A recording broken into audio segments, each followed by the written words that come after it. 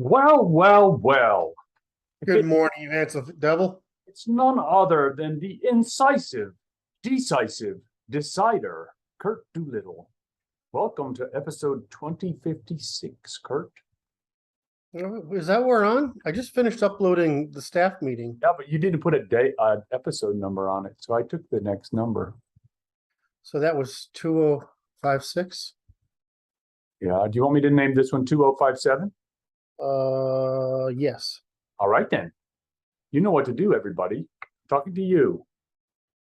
Like, subscribe, notifications, leave the messages. They're wonderful.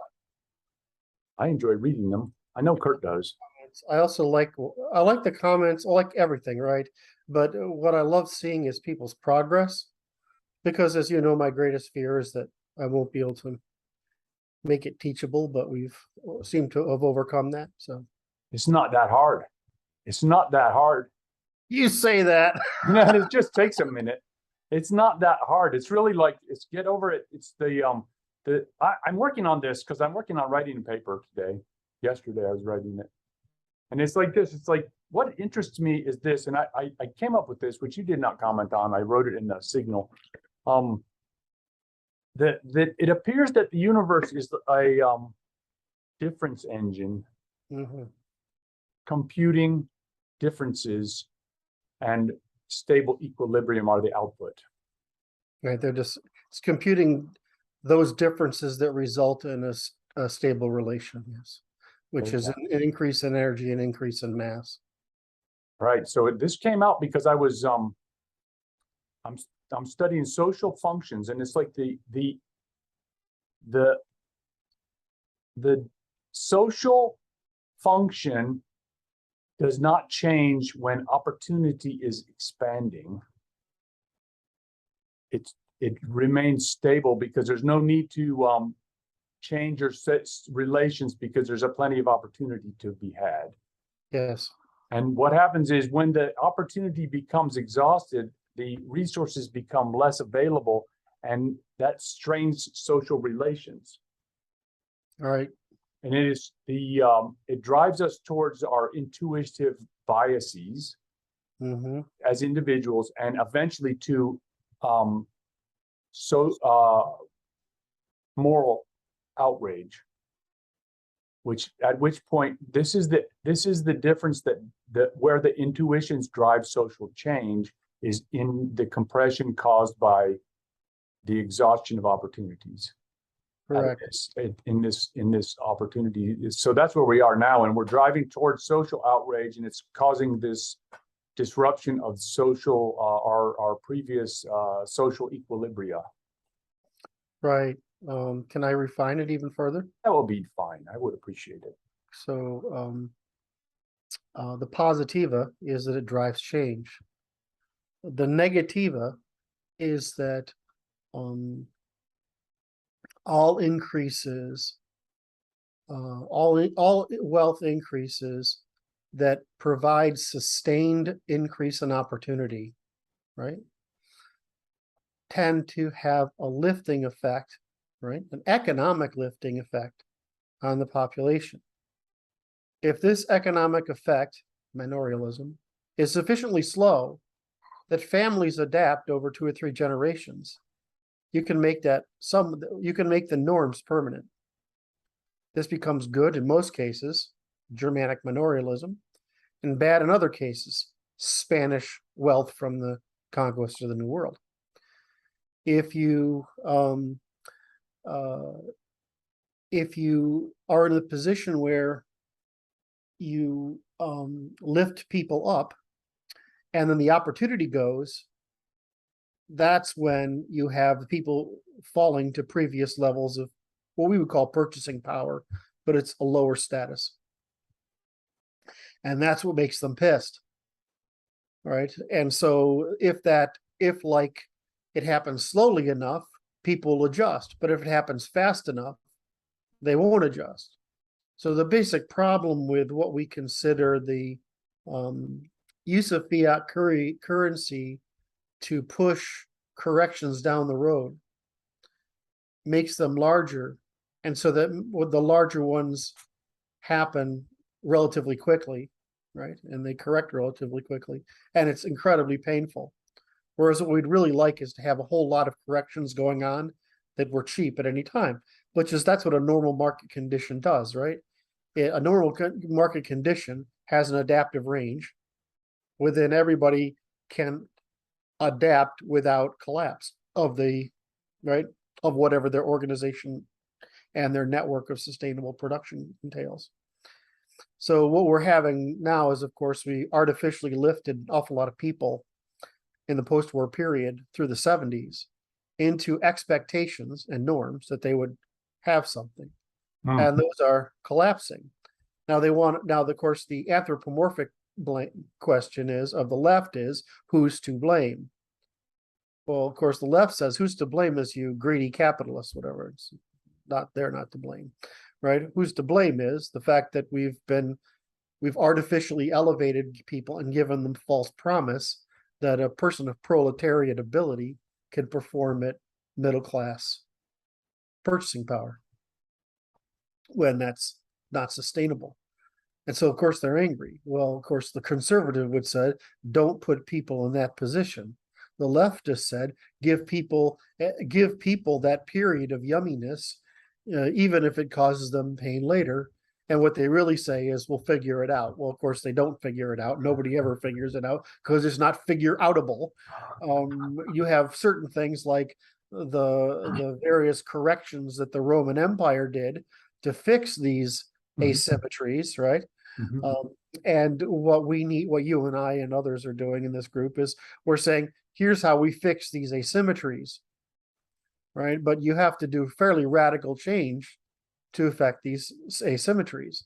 And the problem with South America, of course, is that they never had a redistribution of land from a rent-seeking class to a productive class, right? Whereas in most of European civilization, we have. We've basically lost our landed aristocracy. But then we didn't preserve our aristocracy as cultural, intergenerational, moral, ethical, and traditional standards. And of course, we opened the door for lifting people up into middle-class purchasing and speaking power, to destroy the informational commons because they claimed that they were persecuted or oppressed rather than gradually domesticated, and that the failure of domestication, their failure of domestication is evidenced by their attempts to violate that the traditions, values, and norms and institutions that made their elevation out of poverty possible. So it's a cluster. So this is why, and I was thinking about something you said last night, and I was working about it with this again this morning, is that the basic problem is people don't know the truth, right? So there's a difference between, come on, guys, we're wealthy enough that you can, share the, right, and it's just not, it's just not right, right? Or you could say, what I say is, well, cut out the rent seeking, and that problem will go away. Right, because rent seeking is a crime, and so we're actually coming up with this idea of how to correct rent seeking, and most of the problem will go away via negativa instead of by direct redistribution. Right, and then we can say, well, direct redistribution is fine if it's from proceeds that are generated by investments by the government in capital returns. Right, in other words, as Silicon Valley and China do a pretty good job of this fucking game, and Europe doesn't.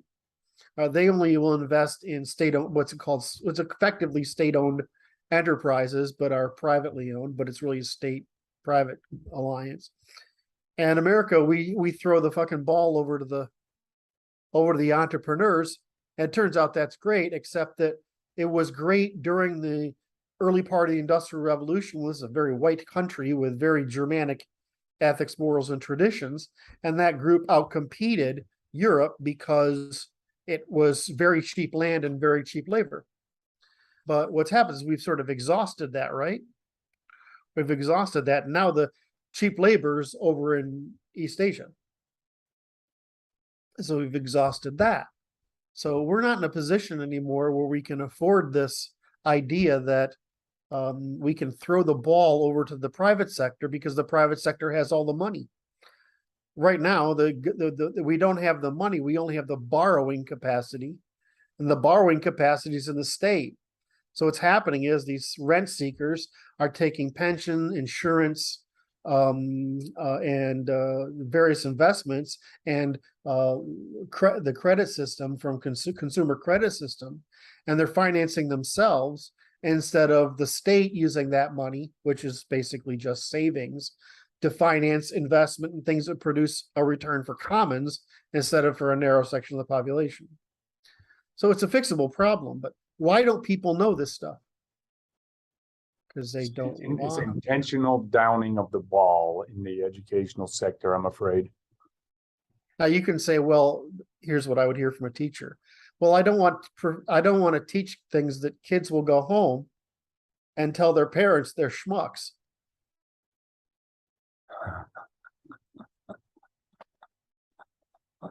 Well, I mean, you can teach both, you know.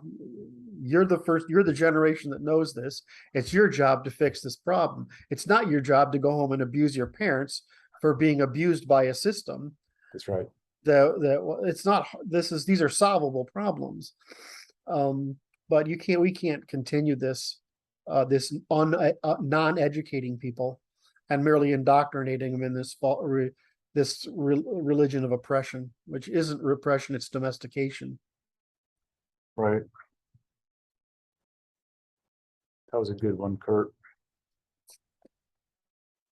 That's why I get paid. It's like what we always say, right? The truth is enough. Just tell people the fucking truth, right? And then say, okay, that's true, and I care about you. So now, given that that's true, and I care about you, if you care about me back, we can fix this, right? That's all that's required. The truth reduces you to cooperation. So, you know, and you say, if I don't care about you, well, I'm like, well, I mean, then I'm not going to care about you. But if I care about you and you care about me, you know, that's a trade, and we can come to some compromise. But oppression isn't true, and it's an evasion of coming to a compromise. That's right. It's an aggressive behavior. Right. The claim of oppression is an aggressive behavior. It's an aggression. So, and it's unfortunate because, you know, we've said for a long time in the conservatives, we'll trade you redistribution for ending the Department of Ed. Yeah, education. This has happened repeatedly. We have a whole bunch of trades, but they want to have their cake and eat it too. They want power. They don't want trades. Well, power just means you can steal. Yes. Well, you guys steal all the time. Well, I mean, I will argue that there are classes, which is the media, this is the cathedral complex, the media state academy financial sector complex that engages in rent seeking. In other words, they profit without contributing work. Yeah. Or value. And so I agree, you know, that's true. We can fix that problem, but that doesn't mean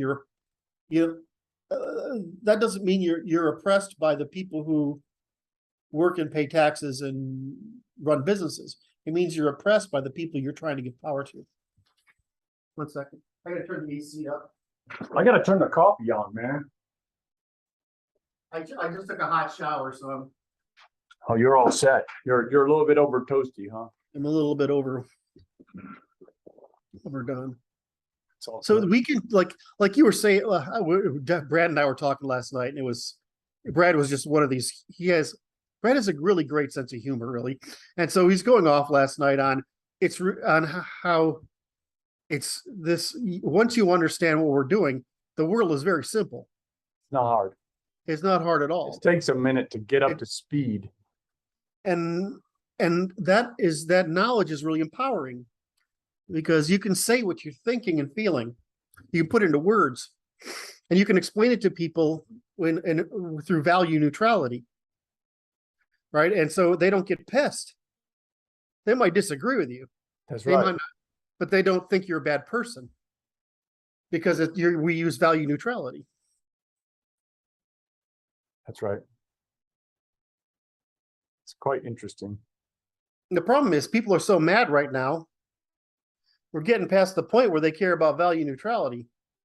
They're more interested in lynchings. Oh my.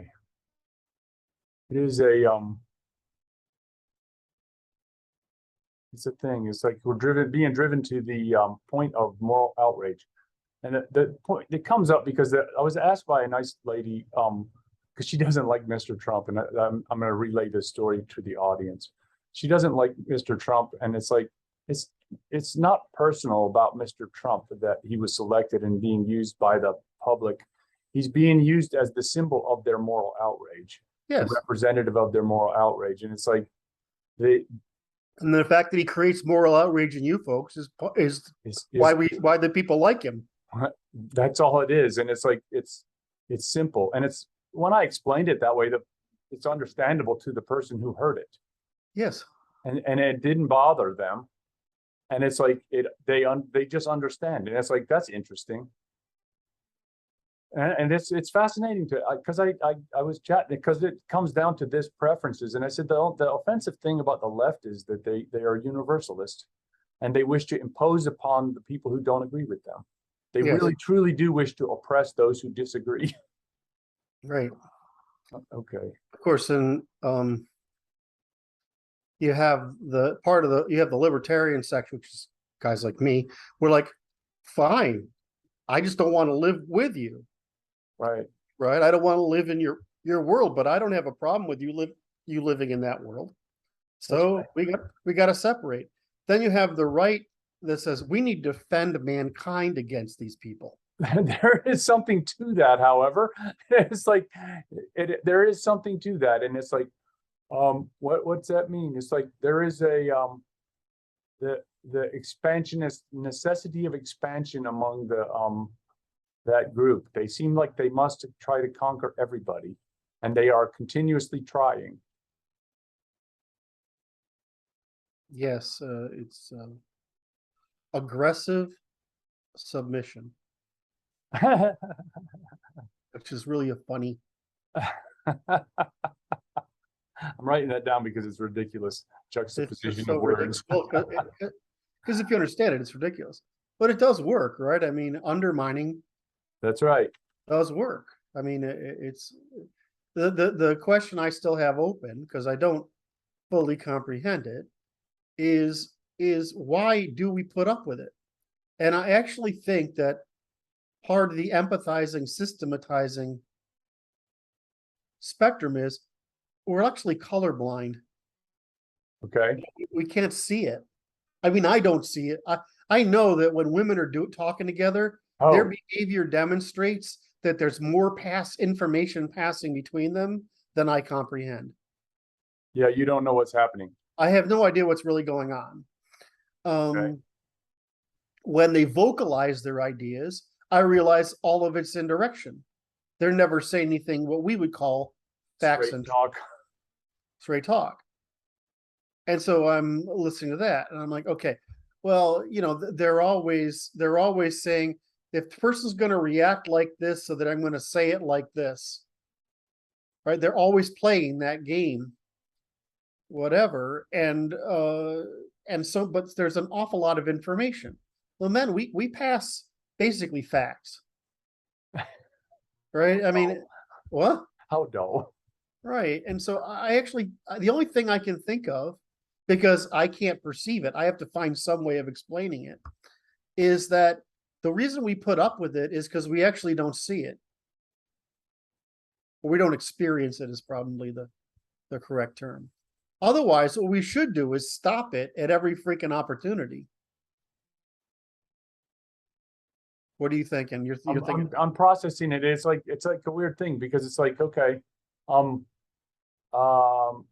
it's like white noise. That they process information, they transfer information, and yeah, social. It's like a social normative function.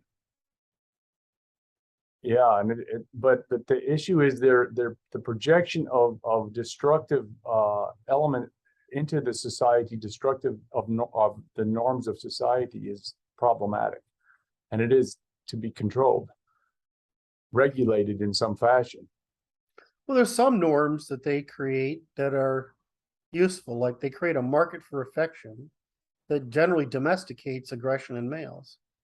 So it's not like, if that's what they're doing, it's an equilibrial state. The problem is they're not doing that. They're aggressing against males right now. And males get to the point where, it's a binary switch. I mean, can't believe the change in male perception in the past 12, 18 months. What do you mean by that? The degree with which the manosphere is succeeding. With regard to trying to get you to generating awareness on the female side of the spectrum. what's going on? Yeah. Yes. It seems to me that it's improved in its function, in their capacity to understand what's going on and then to appropriately respond. So the issue is that women can afford to abandon relationships when they're young and have economic, but they can't afford to abandon relationships when they're older or when they have children. The problem is with women control access to sex, men control access to relationships. What relationships means is redistribution. And so the problem is that men are basically boycotting relationships and women are oversupplying sex. Okay. And so this is driving men into a transactional sex universe, which, we forget is the standard in history, right? I mean, it's only money that makes marriage. Okay. Wealth concentration, cooperation, whatever is what makes marriage useful. I mean, that's why the Marxists were so concerned with undermining the family, because property evolved along. I mean, if you read Engels, property evolved with the family. It's a product of the family. Right. There's just no reason to have it otherwise. There's no reason to have it. So if they destroy the family, they feel that they can destroy the institution of property. Now, does anyone understand this? Well, no, but I mean, like, they wrote down what they were trying to do, right? I mean, they spent 100 years writing down what they were doing. It's amazing that it's like that. It's like they're like Germans in documenting their criminality. Yeah, it's hysterical. Which is they specify that they're attempting to destroy the norms of the population in their writing, the Marxists. And it's like, it's overt criminality. And the thing is, they justify it by claiming oppression, when what's happening is we're trying to domesticate them out of their criminality. It's not oppression, it's domestication, or what is it called? The issue genetic pacification. Yeah, that's worse. He meant that it's in the Europeans engaged in in their own self-genetic pacification by aggressive hanging from 700 all the way through to the early 1900s. And so the estimates on this vary, but if you do a Google Scholar search for genetic pacification, you'll find that set of papers. So I mean, it's whereas if you look how the Ashkenazi did it, they did it through out pressures, right? So we did it. You have to pass these tests. Yeah. To qualify. And if you don't, they sort of get rid of you.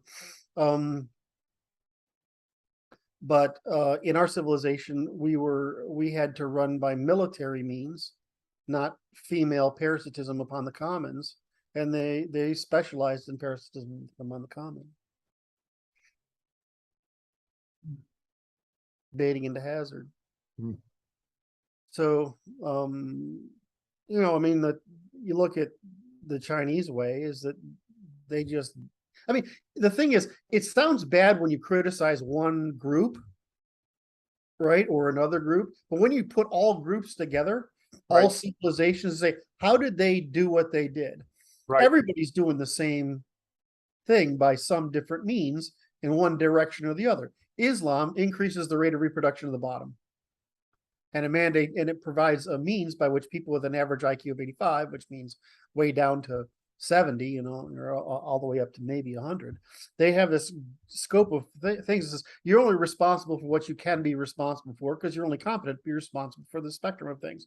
Right? That's great. Well, that's really great for an 85 IQ population, which is mostly what we consider the South Eurasian population, which is from India to. But however, if you look at India didn't do it. It didn't drag people to the bottom. It created a caste system, and it preserved its upper class influence. It's fucking brilliant. I think it's madness. I still can't it's like it's like the Gordian knot problem of social science, right? It's like you reach into the spaghetti pull and you try to pull this out, and it's like, oh, it's only worse in there. And then you grab this lean and try, how do I untangle that? And it's like, oh Christ, there's more down there after that. And you're like trying to unravel Indian cultural theory is like, I don't know how the hell that gets done. It's got to be done by some psychological frame of auto association. There's got to be some psychological basis under there. I would need somebody really skilled in the analysis of Indian culture to explain it to me, and I can't find that. I hear people tell me this all the time, but all they're doing is telling me the frame. They're not telling me how the frame relates to reality, in other words, to science. Anyway, so then if you go through the Middle East, they're the easiest ones to complain about because they fucked up the most. And you go into Africa, and you can't really blame them because they never got a chance. Right? I mean, or same thing with Australia. Right? I mean, they're like they've been sort of isolated for 60,000 years or something along those lines. I mean, it's lucky they can do fire, right? So I mean, it's one thing to everybody says, well, Kurt, you complain about this. I complain about fucking everybody. I mean, it doesn't because we're all guilty, and the fact that Europeans succeeded was a freaking accident. That's correct, and it's good to hear it again, just for the audience. I'm never gonna escape what you call the stink, right? I'm just never gonna get the stigma. I mean, I'm never gonna get out of it because you can't. It's like you try to. I was talking to somebody this morning. It's like, look. Searching for positivas is a very it doesn't help you identify anything except the narrow set of things that succeeded. It doesn't help you understand anything else. But if you look for via negativas, especially ignorance, error, bias, deceit, and even better, taboos. Right. When you look at taboos are like a truth identifier. Okay. Right. And so you start looking at taboos, and that's where you see the greatest moral outrage, therefore the greatest insight. That's the greatest insight into the group difference. Which is where the moral outrage, it defines the moral outrage clearly. It's and you can just start working back from these things. So I mean, I'm sorry, I said, so I was trying to figure out how to I'm trying to answer this question of what do we do? Technically, I'm an epistemologist, right? Right. And so the difference is that the epistemology isn't just about this; is across the spectrum of all human knowledge, right? Right. And so the second thing is we say epistemologist. You're trying to discover what truth is. Yeah, but I did truth by via negativa. I did it by discovering what falsehood was. And then I did it by lying. You learn about truth by eliminating all those things that you can discover are lies. Because we can't, right? And so, it's like, so if I work on taboos and then I go slumming, right, which is I'm going to get in with those people, right, and so that I can understand them. And I'm going to play King of the Hill games with them, which means I'm going to agree with them. I'm going to disagree with them. I'm going to taunt them. I'm going to encourage them. I'm going to play this rat maze game. you can't get away from your associations. You know, I mean, it doesn't matter that what I'm trying to do is equivalent to finishing the Catholic natural law program, right? uniting Greek reason and Christian ethics, right? I mean, it doesn't matter that's what I'm doing because they care about who I shook hands with along the way. Sorry, I'm just venting. No, it's okay. I'm writing it down.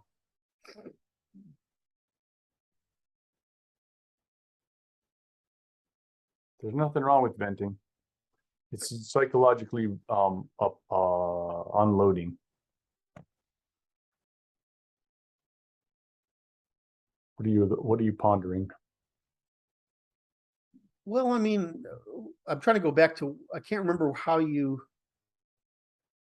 remember I wanted to use whatever it was you were talking about, but I went down too many rat holes and now I can't pop the stack back up to the. Okay. Because it had to do with the moral outrage is the difference that drives social change. Yes. That Because it's the greatest social force. That's right. It causes you to mobilize your social forces to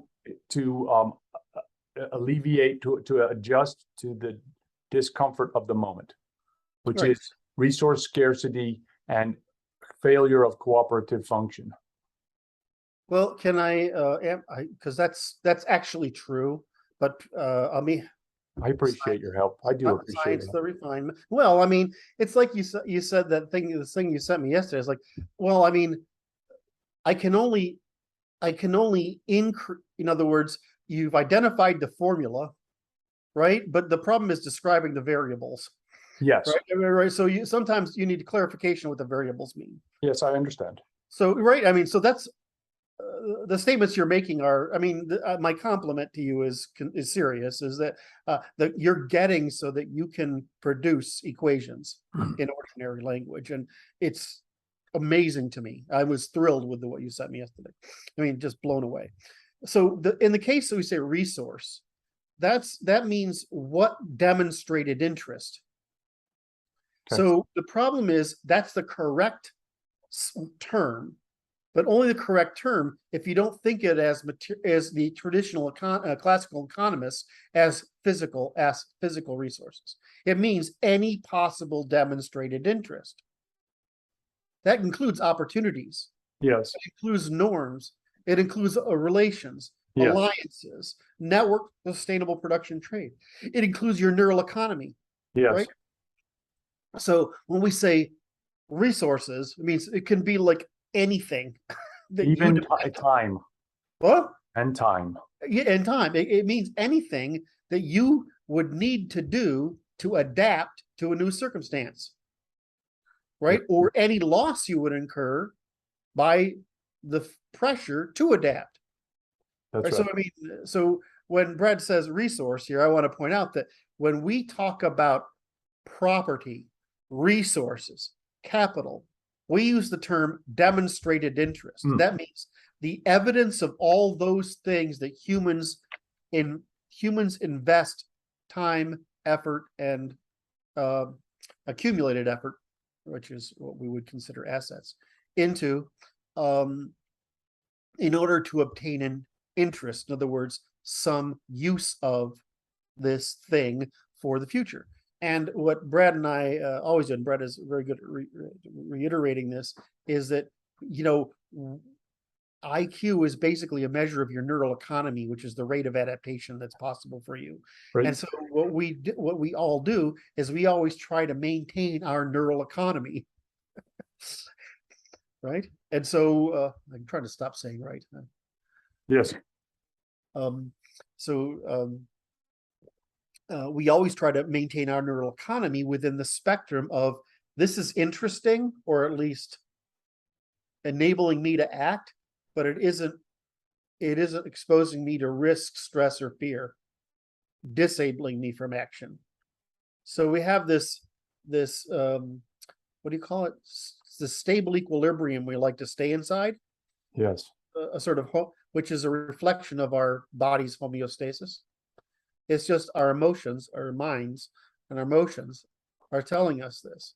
Now, moral outrage is a thing that this group of people who have a similar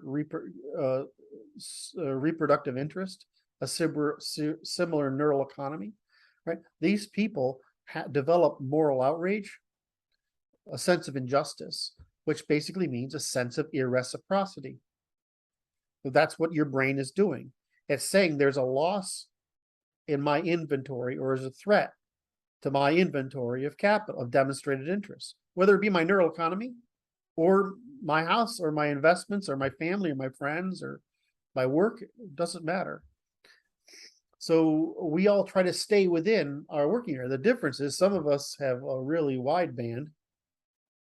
Some of us need high stimulation. Yep. Right? Some of us need to stay in low stimulation. All right. And so we're all over the place and this map. And so you hit moral outrage. The difference is when you hit cultural moral outrage or a broad spectrum of moral outrage, you've basically said, I have to act to change these conditions because I'm under stress or threat.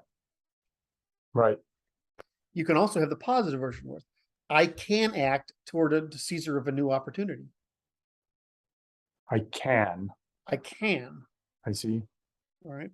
And so what we do is we flock and swarm like starlings or like fish or like, and we do that to opportunities until we find an opportunity to defect to a better one. Right. And so what happens is that there's a momentum to this schooling, flocking, swarming effect of humans toward opportunities. And he who departs last loses. Does that make sense? Right. Tend to exhaust opportunities, and it's not just one, right? It's just I'm watching your right. your No, I'm pondering it because there's a the function I was thinking about this yesterday, and there's a function because it's like there's a continuous like adaptive stress as we engage in our behaviors when we're cooperating to accomplish our objectives. Say that again. There's a continuous adaptive stress associated with cooperative ventures. You must be you're working with other people, and there's some adaptive requirements that are necessary frictions in that environment. But it's like the intuitive biases of the individuals may cause sufficient friction to make that cooperative function untenable at small scales. But what we're suffering from is the civilizational function, which is like the adaptive stress has become great to burden the entire society simultaneously, which is quite unusual. This is the end of empire kind of stressors that we're facing here. Right. It's because we've created enough. We've lifted the energy. It's actually energy transformation, right? We've increased by use of fossil fuels. We've dramatically increased the available energy. Yes. To the population. We've done it so much that we're putting the planet at risk. Overfishing is a great example, right? So need for fertilizer is a great example, right? If we've created a condition where restitution isn't possible, or in other words, reversal isn't possible, we've created fragility, right? So we've created this new consumption level. It's a new level of fragility. The thing is that when we've created this new energy, this new opportunity to consume energy, we've given people time, mental capacity, and resources to not conform, to not adapt to one another, but to specialize. And so what's happening is there's a natural demand for speciation emerging as a difference between the masculine and feminine group evolutionary strategies, reproductive strategies. Well, those reproductive strategies are expressed as moral intuitions. They're just an admixture of male and female instincts. And so in the absence of education, right, and so that they know what they can make the rational choice, or the absence of need for not cooperation, but compromise. Right.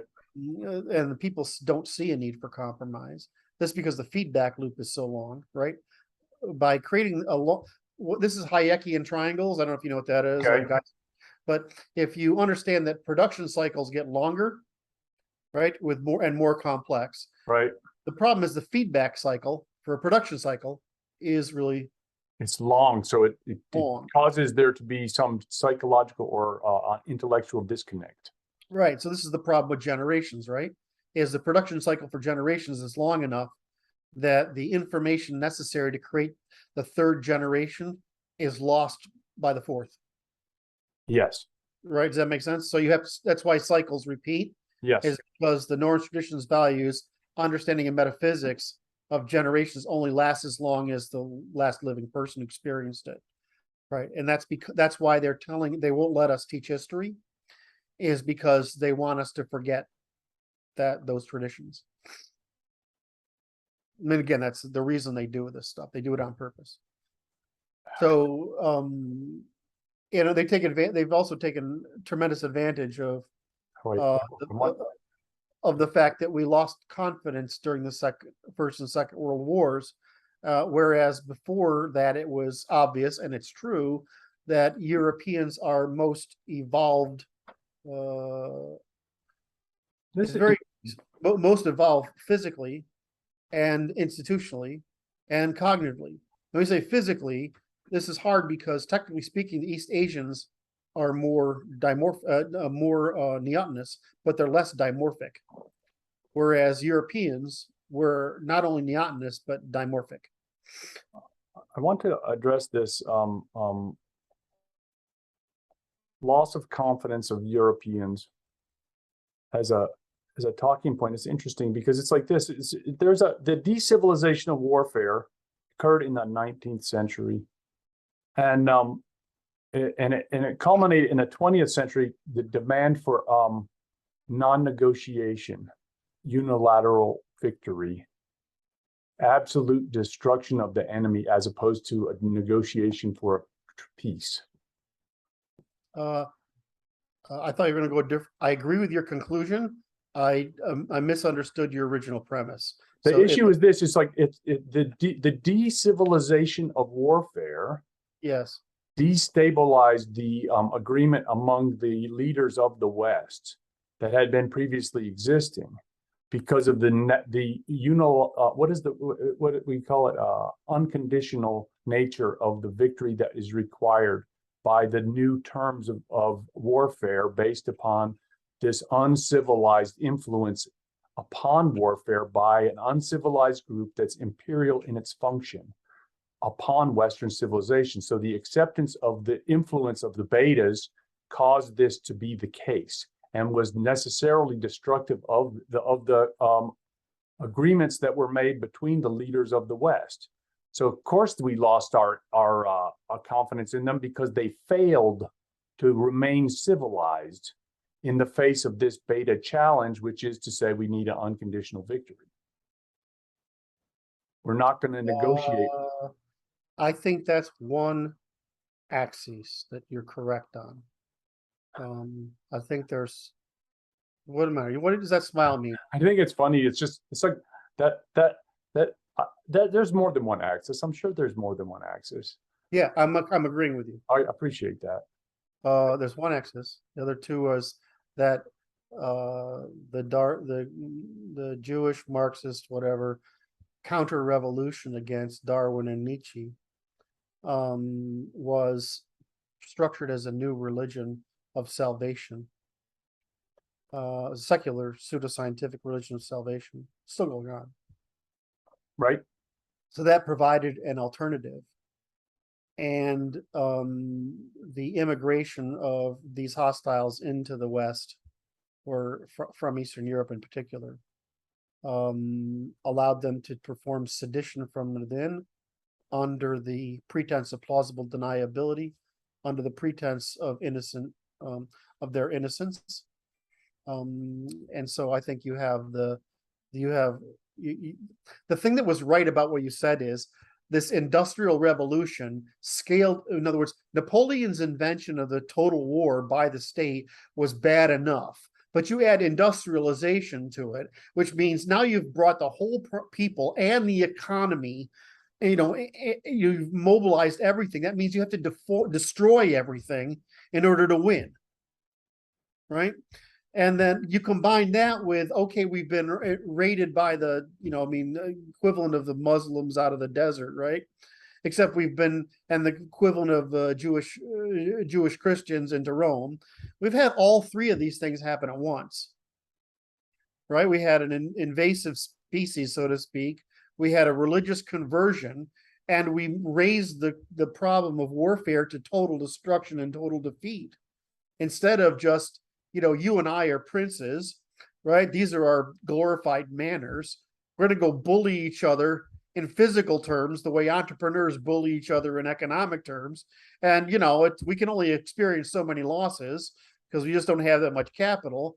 And then we're like, okay, well, I'm going to go home and you get to have those set of counties over there, and I'll get these, and I'll 2 generations from now, I'll take it back.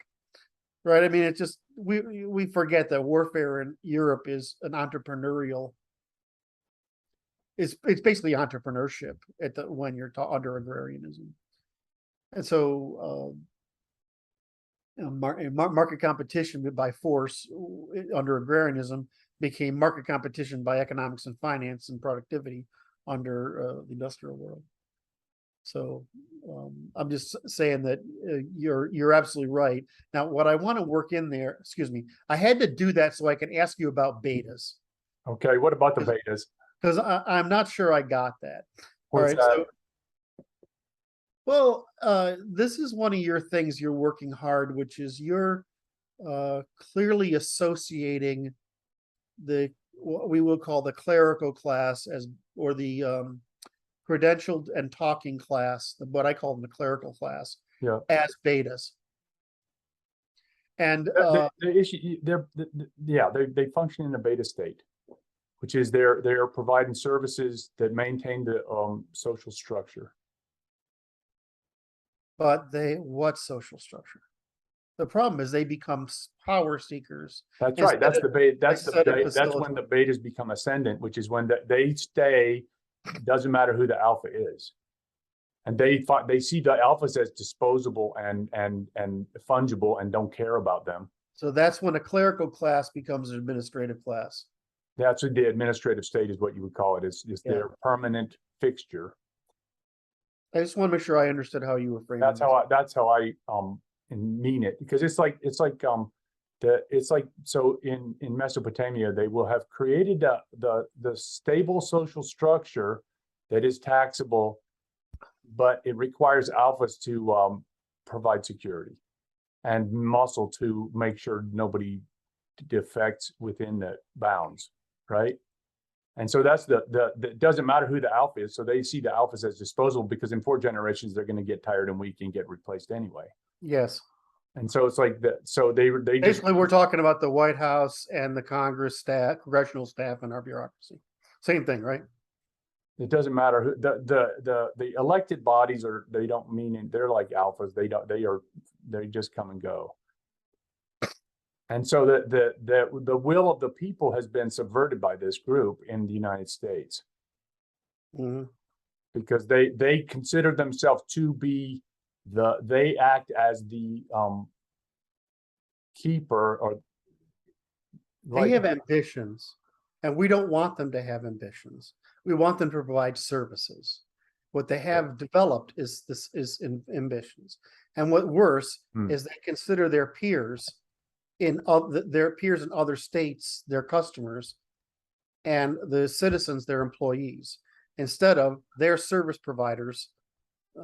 They're employees of the public. They consider themselves leaders of the public. I look at they look at the public as farm animals. Yes. So they're not justify it. What? And they justify it by global good. Yes. That's the beta state.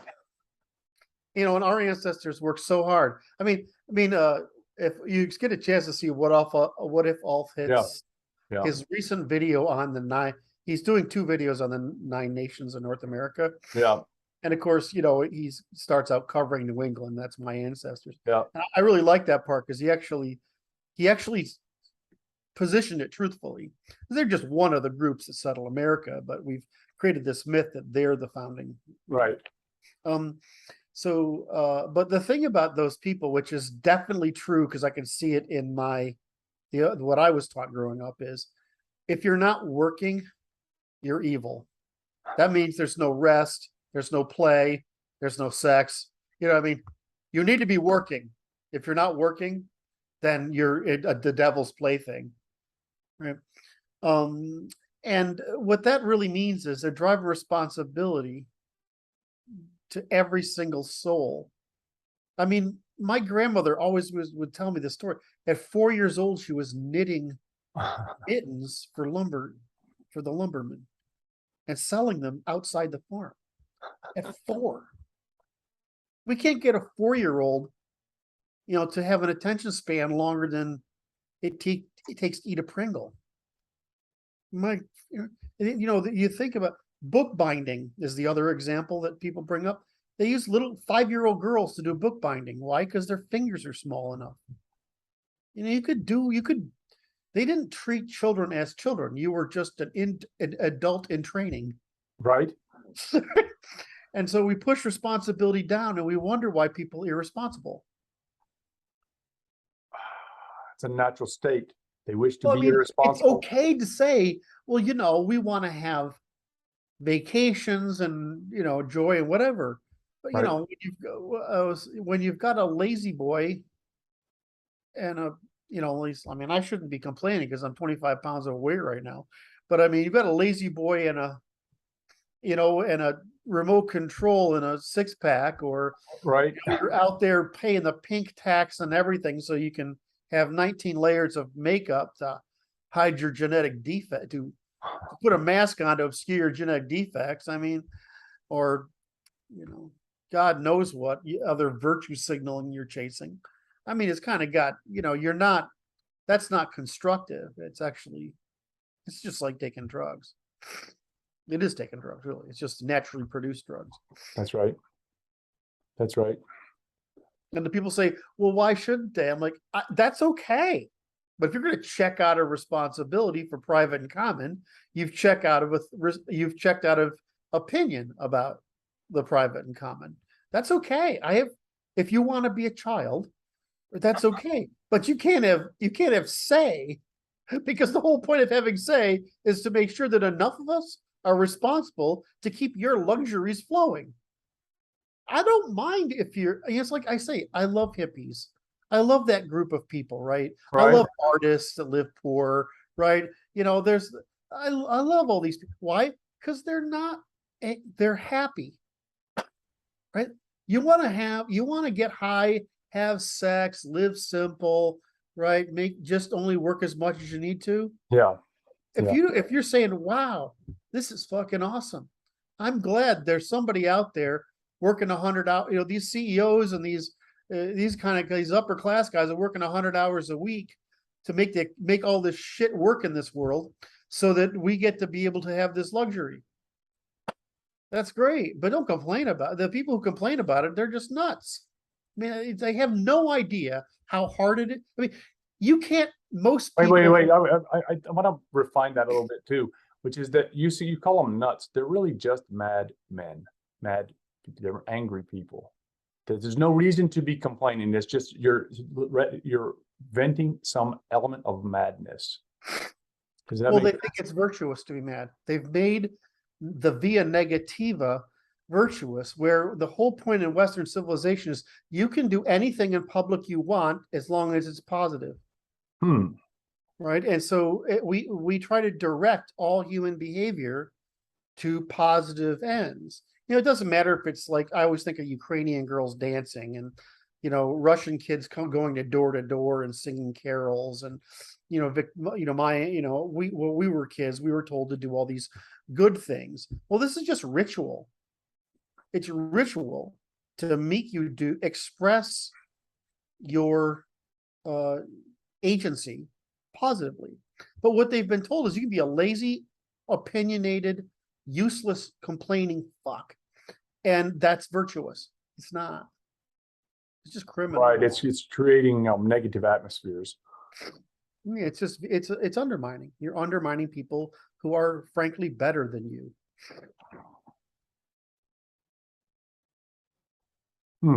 So if you want to have, so that's the difference. It's like, I don't have a problem with what I call the happy, nice people, or what I can, or that, which is the hippies, or the happy young Christians, or whatever. You want to, okay, I'm happy to be the adult. Why? Because you're doing good by not doing bad. That's good enough, right? That's not good being enough. bad, right? That's Christianity right there.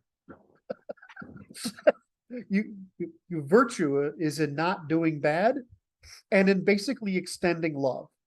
Okay, great. If you're like, because I mean, Jesus was a hippie. Right. Right? He had the right answer, right? I mean, that's all you got to do. And the aristocracy's like, oh, great. If you love each other, get along fine, whatever, we'll make money all day long. We'll hold up defenses and whatever, just do great. But if you try to climb the status hierarchy by bitching, we need to put you fucking down. And so that's what the left has done. They've created a religion of justifying maladaption. Misbehavior. It's really easy to love people. It really is. It's just really easy. It's really hard to love people who complain. Like, especially when, there's some urban urchin, that's or some drug user or someone. I mean, you make your choices in life. Why did you make bad choices? There's plenty of people who help you stop making bad choices. The difference is they require you to exercise self-regulation. And what you really want is you want to not self-regulate. You want to be an animal or a child. And it's like, well, they say, I'm under sufficient stress that I can't self-regulate. That's actually the problem, right? And why are you under stress that you can't self-regulate? Well, you weren't taught a method of mindfulness. You are desocialized instead of pro-socialized. You have no social institutions to work with other people toward a positive end. So we've basically thrown all these fucking morons into a meat grinder. It's rough. Your only choice of survival, emotional, psychological survival, is material survival. And your only source of material survival is economic competition.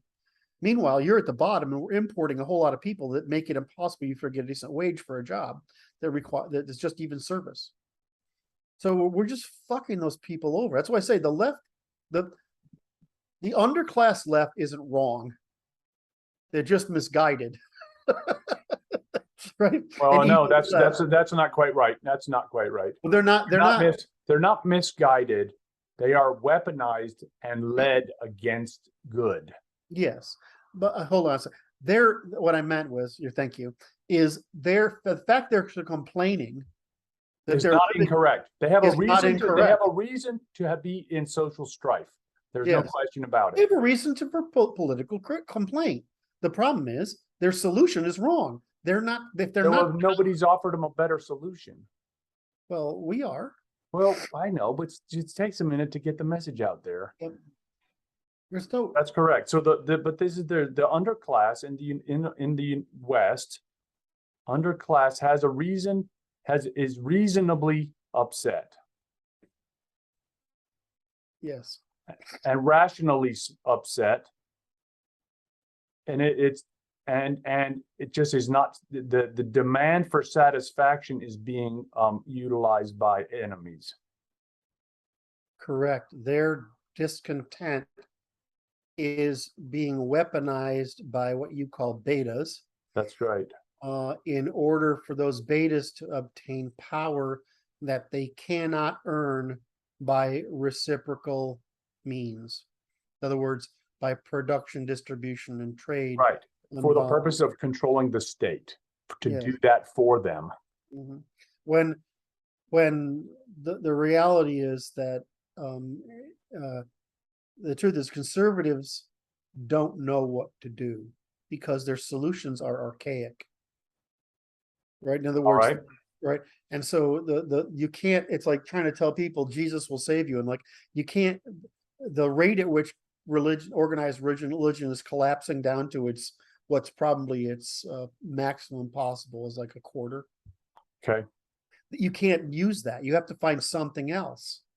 And so the question is, how do you reconstruct a familial and social and political order where people aren't thrown to the fucking purely materialistic? I sound like a fucking communist now. Purely materialistic. It's just true though. I mean, it's like, yeah, people are physical, they're psychological, and they're emotional. That's right. You have these faculties, and these faculties can't be put into panic. Right? You just can't do it. I mean, it's not, you know, it's one thing to keep downward redistribution of reproduction is fucking disastrous, you know, but not taking care of those people is disastrous too. And thinking that you can just give people a high school quote education, which is bullshit now, right? And throwing them out into the freaking market on their own, that's cruel. It's cruel. I look, you look at these young black guys, all right? What they need is military schools, or they need church schools. You have the two kinds of characters, right? Right? Any kind of rigorous disciplined order, right? Where they have enough physical exhaustion, enough male to male competition that they can stay spiritual, what we call spiritually, but really psychologically healthy enough to learn. you know, it's easy to teach people this stuff. Are they ever going to, as a group with an average 85 IQ, ever going to get out of being the lowest class? Probably not. Seems unlikely. Does that mean that all of the people above 85 can't get out of being in the lowest class? Absolutely not. Right? We can fix that problem for at least half of them. Right? But we have to create the institutional framework that doesn't say all of us are equal. We're naturally endowed with. That's crap. Right. I mean, it's real easy. You take 100 Asian kids and 100 black kids, and you put them you look at how they mature. Just take pictures.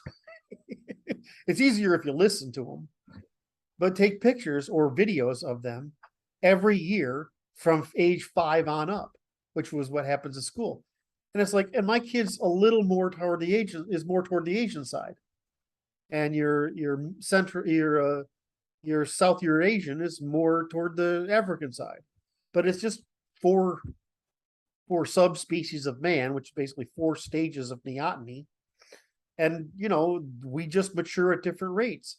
So how can you say we're equal when we need different training at different rates? I mean, Asian kids are pliable. They're pliable in the nursery at the week they're born. Black kids are just the opposite. They're not pliable the moment they're born.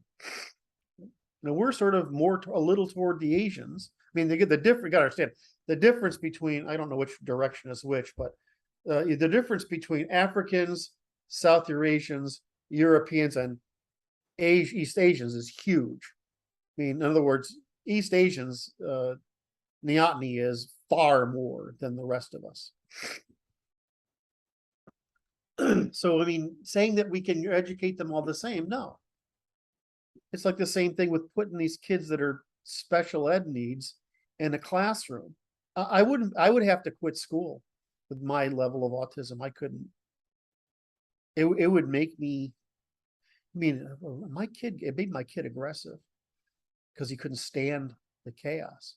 It would have made me aggressive too. Oh. Yeah, total inclusion. It's like, So it's just not, I just deal this as not as treating people.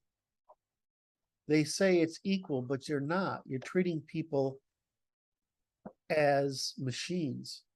You're being dishonest, disrespectful, and harmful people by not giving people the training they need given their stage of development. tailored to their needs, right? Tailored to their needs.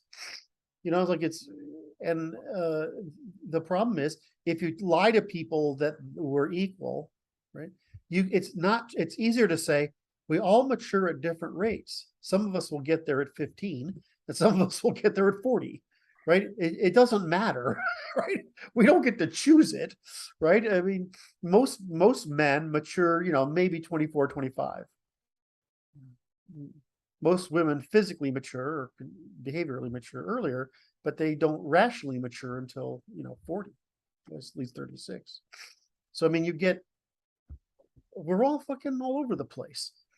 So tell each other the truth, and then we all try to live with the truth. It's like the kid, I had a beard when I was in 7th grade, right? That's one of the reasons I'm short, right?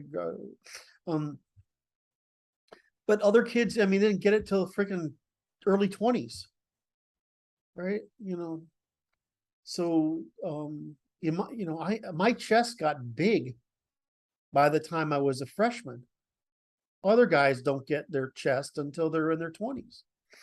So I mean, it just, and then you get friends that are like, Eli, gigantic Scandinavian monsters, and they're like they have weak body coordination, right? Because their nervous systems grew so fast, right? And you get the little gymnast, and you wonder why she can do all that stuff. Well, she's 5'3". Her nervous system is the same one as the person who's 6'4". Right? It's a lot easier to move around 100 pounds with that nervous system than it is 240.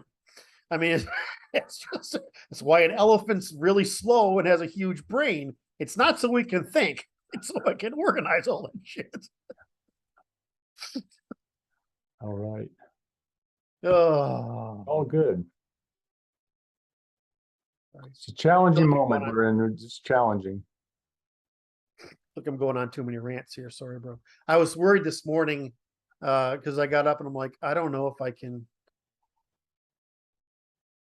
get into this anything deep today. I'm like, maybe Brad will have enough frustrations in the week that he can. The other thing that I came up with, which is really disturbing, is it goes to Isaac Newton, and it was his studies of alchemical studies and the interest in action at a distance, right? Which is where he came up with gravity, action at a distance. And it's like this, it's like, so I became aware of my inclusion in Norbert Wiener's cybernetic monstrosity, which is my proper indoctrination or incorporation into the medical establishment, and being subjected to remote control action by administrative personnel who I never will meet and have no agreements with, because of the virtue of the system has forced me to be integrated using the electronic health record for the purposes of, so they can monitor my behavior and adjust it at will with dials unseen by me, right? And it's very disturbing. And I'm like, how do I get out of this nonsense, right? Because this is just not acceptable, because it's like, it's undue influence in my treatment of patients and not in their interest either. Yes, It's in the interest of these administrators who are betas that are. Oh, they're administrators who work for the insurance companies. That's who they are. They're not doctors who work for the patient. Well, the doctors don't really work for the patient anymore. That's right. It's the doctors have to work through the intermediaries of all these corporate interests. You made me keenly aware of this, right? So, for while I was living in Seattle, Right. I had a concierge doctor, Mhm. right? So, and so those people are what a doctor, you want it from a doctor, That's right. right? They essentially have their entire income paid by their um paid customers. You Yeah. pay them in advance, right? So I'm going to pay you $5,000 this year. But I mean, if you have enough customers and pay you $5, $10, $25,000, right? Because that's what it costs. Then you don't need very many patients. And second thing is the only thing you care about is for insurance, right? Is whatever hospital or clinical bills the person gets it. So I love the freedom they have, and I'm like, why doesn't all of it work like this? And I had my mother's doctor who's he's from the generation of cigarette smoking, Yeah. beer drinking doctors, except he's Jewish, so he's like doesn't do any of the bad things, right? And he's culturally on the more socialist side, of course. But he's like, just give me X amount of dollars per patient, and I'll take care of everything else.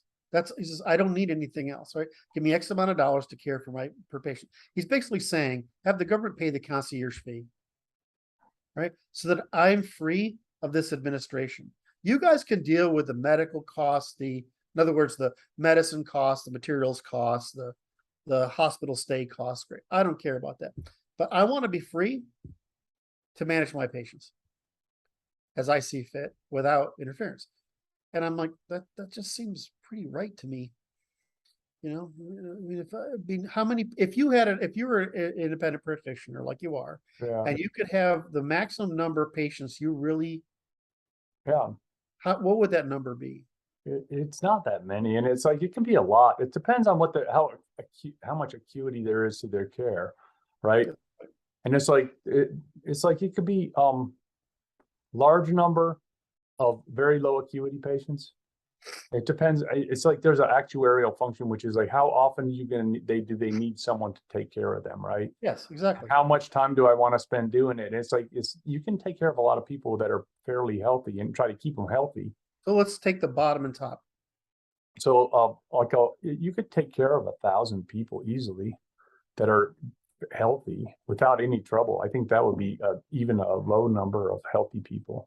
All right. And then what if they're Like if they have a high acuity, it's like, well, then that's a big number. Might be hundreds. it's what I think. So what I've seen is 300. In other words, if you get a distribution, 350, 300, 350, maybe 500, but Yeah. it's about it. Because what you want, of course, is I want to be able to come visit you, and if I need an hour with you, because right, you're not like, I know how you work, right? You can plow through most stuff, but for me, I had a hard time getting diagnosed. And I think most of the problem was I couldn't get like 2 hours with a guy. Yeah. And so I just wish that we could give more care. I also like the fact that, if you're like really losing it, I mean, my mom's doctor came here to the house. Yeah. Once like the first Monday of every month, he would get, he'd go to four of his elderly patients. Right. And he saw my mom, and he spent an hour with her. Nice. Sitting here and talking to her. And Jesus Christ, for an old person, having a doctor come to your house and listen to you carefully for an hour, it's like having a visit from God, right? The security they feel afterwards is profound. Whereas, you take a little old lady who's fragile, or a little old guy. We got one downstairs, very ex-cop. He's like falling apart at the seams. Right, And you take that person to the city, to an office building, right? right. Chaos, the waiting room, whatever. Oh, I mean, yeah. you almost fucking kill the guy just by the experience, Oh, yeah. right? And so it's like I just don't like this whole. We pay this incredible edifice of people to reduce these errors. It's funny. It is. It's like I saw these graphs of the rates of growth over the last 40 or 50 years of administrative personnel versus doctors, and it's just tremendous. I think there's 11 administrators for every doctor. It's about right. That's just awful. It's like, well, thanks for helping. I won't give a name, but I had because back I used to do consult. So I got a doctor's office as a consultant at one point. You just need to raise your rates by this much. It's like, really? I'm like, they're not even going to know. Consumer can't tell the difference between those two. If you raise it $100, Yeah. but they can't tell the difference. But if you do that, you're sitting pretty. He says the problem is that over the time frame, the additional burden that the state put on these doctors. She says, I used to need me and one person. I need 4 now. So we had when we bought the office, 2 of us, there were 10 people working there, moving papers around. And we got it down, but it's like it's just nonsense. It's just. How many do you have now? There's 3. There's 3, and then the administration is all out in the hospital. Yeah, exactly. It's like, so there's a lot more people that I don't see, that I don't know how many there are, and the efficiency of this is awful. Because now it's like this. Whereas like you used to be able to control the experience of the patient we would control for the experience of the patient. And it's like, now it's like, sorry, that's outside my control. I can't make your life better. I can only but do what I can do, and my constraints are great. So there's a great video floating around the internet right now of a woman having a baby in California. Okay. And so it's her second kid. She arrives at the hospital and she delivers, and she's in the room in 10 minutes, and because she's already dilated. Right. And she has the baby in 20 minutes. Wow. That's not for there's some women that just can, they just pop them out, right? I mean, she tore a little bit, so she had to have some stitching. Right? Sure. And they kept her overnight, but she left in the morning, right? She left in the morning. Yeah. So, okay, now I have a vague idea what that really cost. Right. Right. So their insurance bill was $2,200. In other words, the money that the insurance didn't cover was $2,200, which is roughly what it should have cost. Yeah. The total bill that the insurance company had paid was $36,000 for that birth. Now, that's fucking insane. Insane. It's insane depending on which side of the desk you're on. When when it's an account receivable, it's just business. Well, I mean, but that's the problem of disintermediating the client's interest in regulating price, because it's just a game between the government, the insurance companies, the administration, to maximize their interest, the minimum care to patients. And so you like $36,000 versus 22 or whatever it was. Right.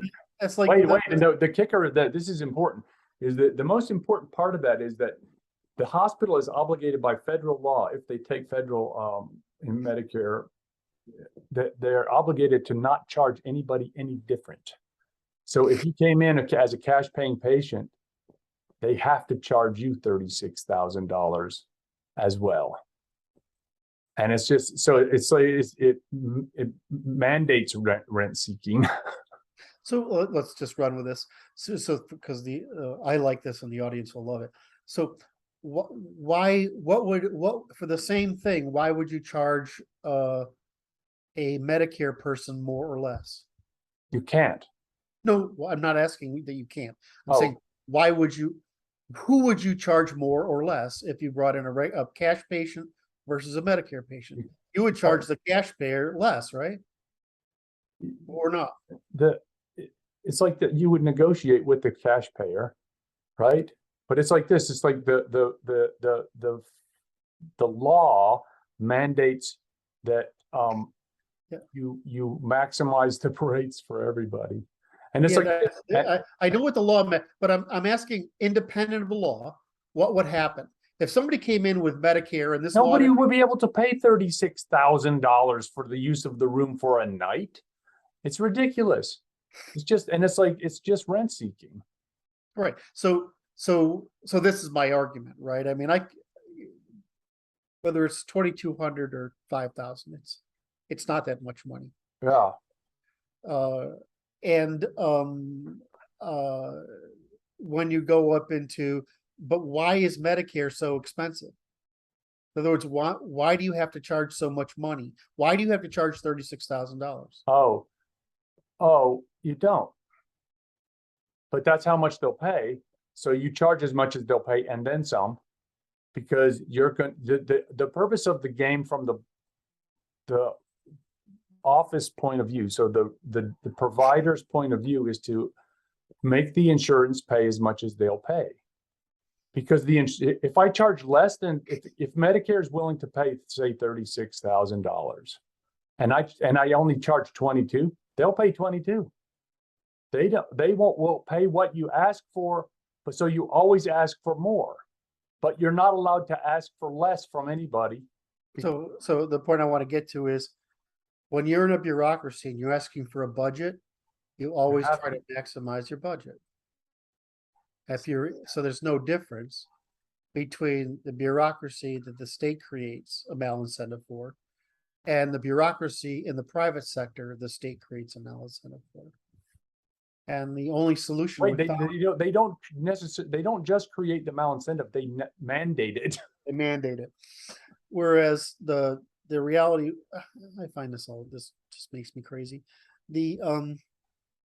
I don't like the idea that if I want to work with a particular customer in my business, like I've done $1 million job for $100,000 just because I fucking wanted to do it.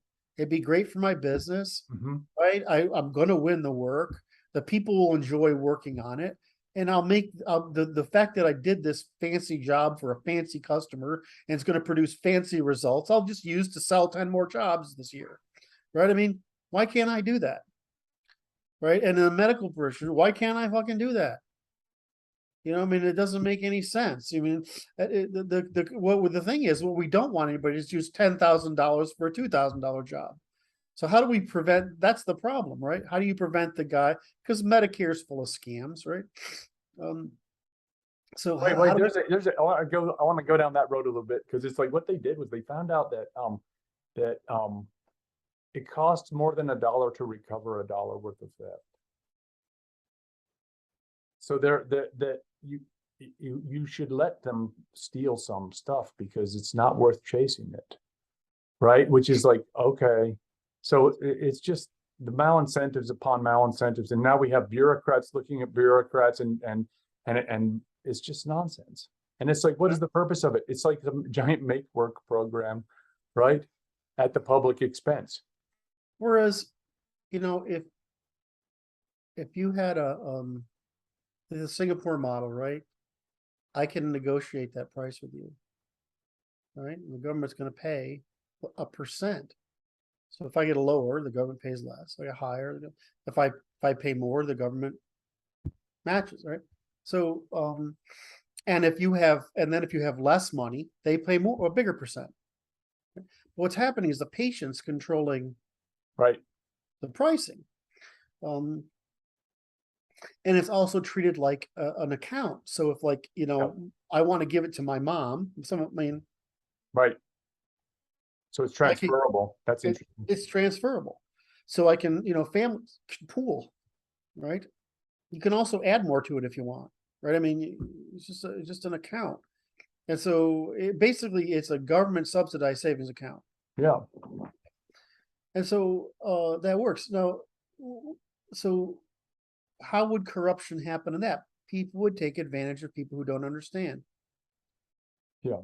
I mean, how do we handle that with everything else? Lawyers, right? And the way you fix that is that, you say loser pays in these cases, and then nobody will chase doctors unjustifiably, Yeah. right? Yeah. And a way I have it in the Constitution is it's triple damage if you did it on purpose. Right. In other words, if it's decided you're trying to take advantage of somebody, then it's triple damage. So you got to pay whatever the cost is 3 times for both parties. Right. It's a lot of fucking money. Right. And then for the case where it is, you're just basically making a case, reporting it to the police. Right. Yeah. And that's fine. But this idea of bureaucracy ends up being a fucking catastrophe. I mean, Well, it's procedural and nonsensical. It's just, yeah, procedural. I don't like the word nonsensical.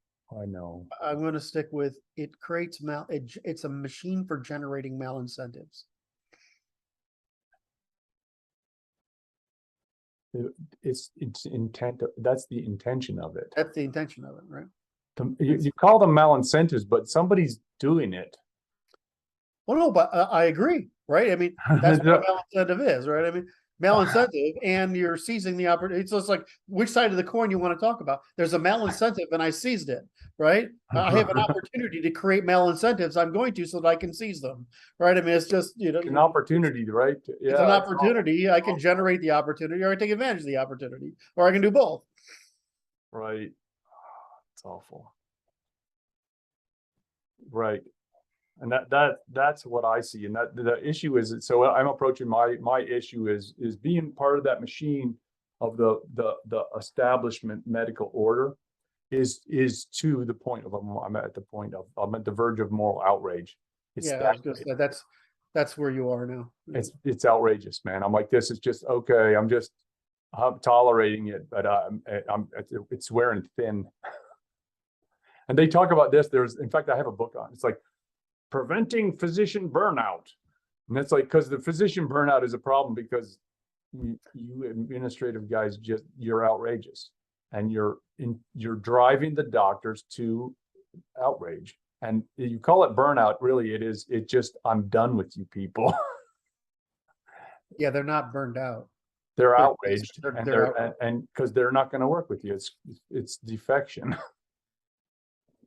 So it's like, again, when I was working on reforms, I literally went through, this is how fucking annoyingly people have no idea how thorough I am. I went through the whole fucking federal code. How would I fix this? How would I fix this? And what you do is you find out the answers are all out there. Every single problem we can think of, there is a proposal to fix. Now, some of them, they're not as sophisticated as what we're doing here, but it's not like people don't know what's wrong. It's that there's no way to get it passed.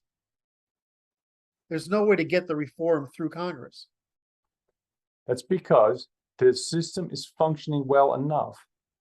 Because there's not enough outrage in the system. It's stable.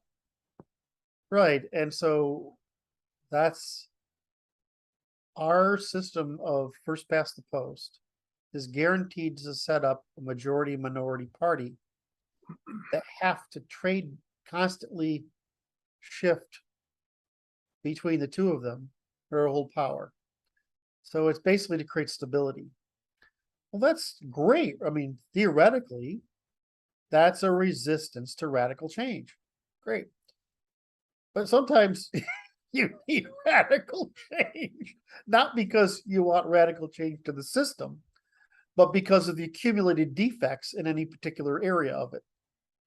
That's right. So the issue is this: the system has, sedimentation traps that are full. They're full, and they're overburdened and overloaded, and you can't fix them.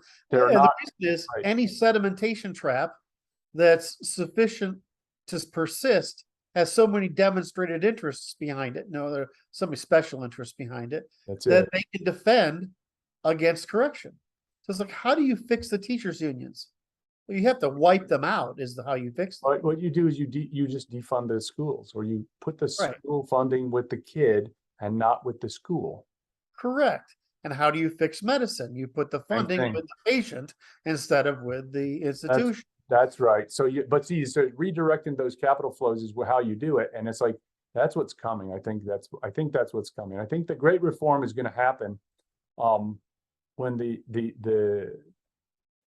giant wave of malcontent, which is the moral outrage of the party that is going to take control of the government, is going to sweep away the civil servants' protection from being fired.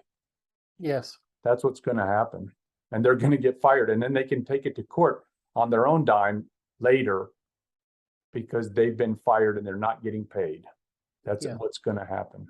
And that destroys the beta state. Correct. That's all it's got. I mean, like I said, that it's not, I mean, you just gave the general rule, right? Move the influence from this bureaucracy to the individual, right? That's generally it, right? That's it. And disempower the ability to defend defend your rent seeking, which is make it impossible to have a union or not be fired or whatever, right? And so what do we want in our institutions? We want rotation, because rotation is what prevents calcification. Right. So I mean, it's the Greeks did this, right? This year you're going to form as chancellor of the exchequer, and I'm going to, be in charge of sewage, right? I mean, and I get to do that for this 2 years, and then I get assigned to something else, right? Which basically makes me cognizant of how the entire thing works and prevents me from building rents, because we're randomly assorted all over the place. Right.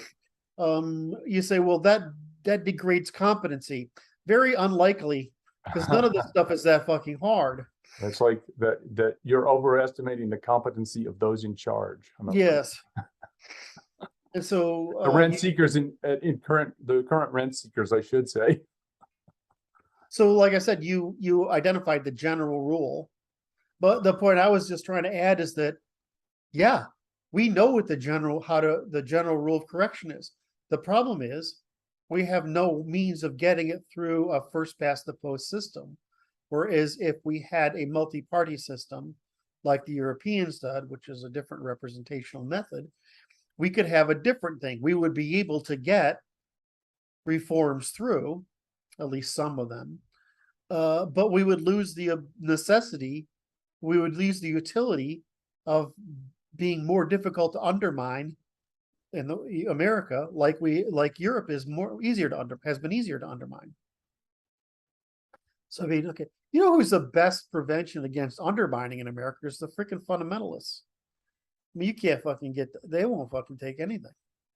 That's why I'm like, you look at why America is behind, is because the Christians won't tolerate it. And I'm like, that's exactly right. We're not behind. They're maintaining the fact that we're ahead. Right. What progress in the retrograde motion is we're prevented. Right? Yes. Oh my. What a world. It's like just witnessing it is just, what's amazing is how slow it's changing. The change is coming, but it's slow. It's just big wheels are turning. That's what's occurring. I'm learning, I mean, because I got to think of the being through the revolution in Ukraine. I mean, I just soaked up every bit of information I could from every person. Right. Right. And I just, okay, this turned out to be really easy to run. If you get enough people together, revolution is really easy. The only problem is getting enough people together, because you want them to shoot at you. Because what if they shoot at you, you win.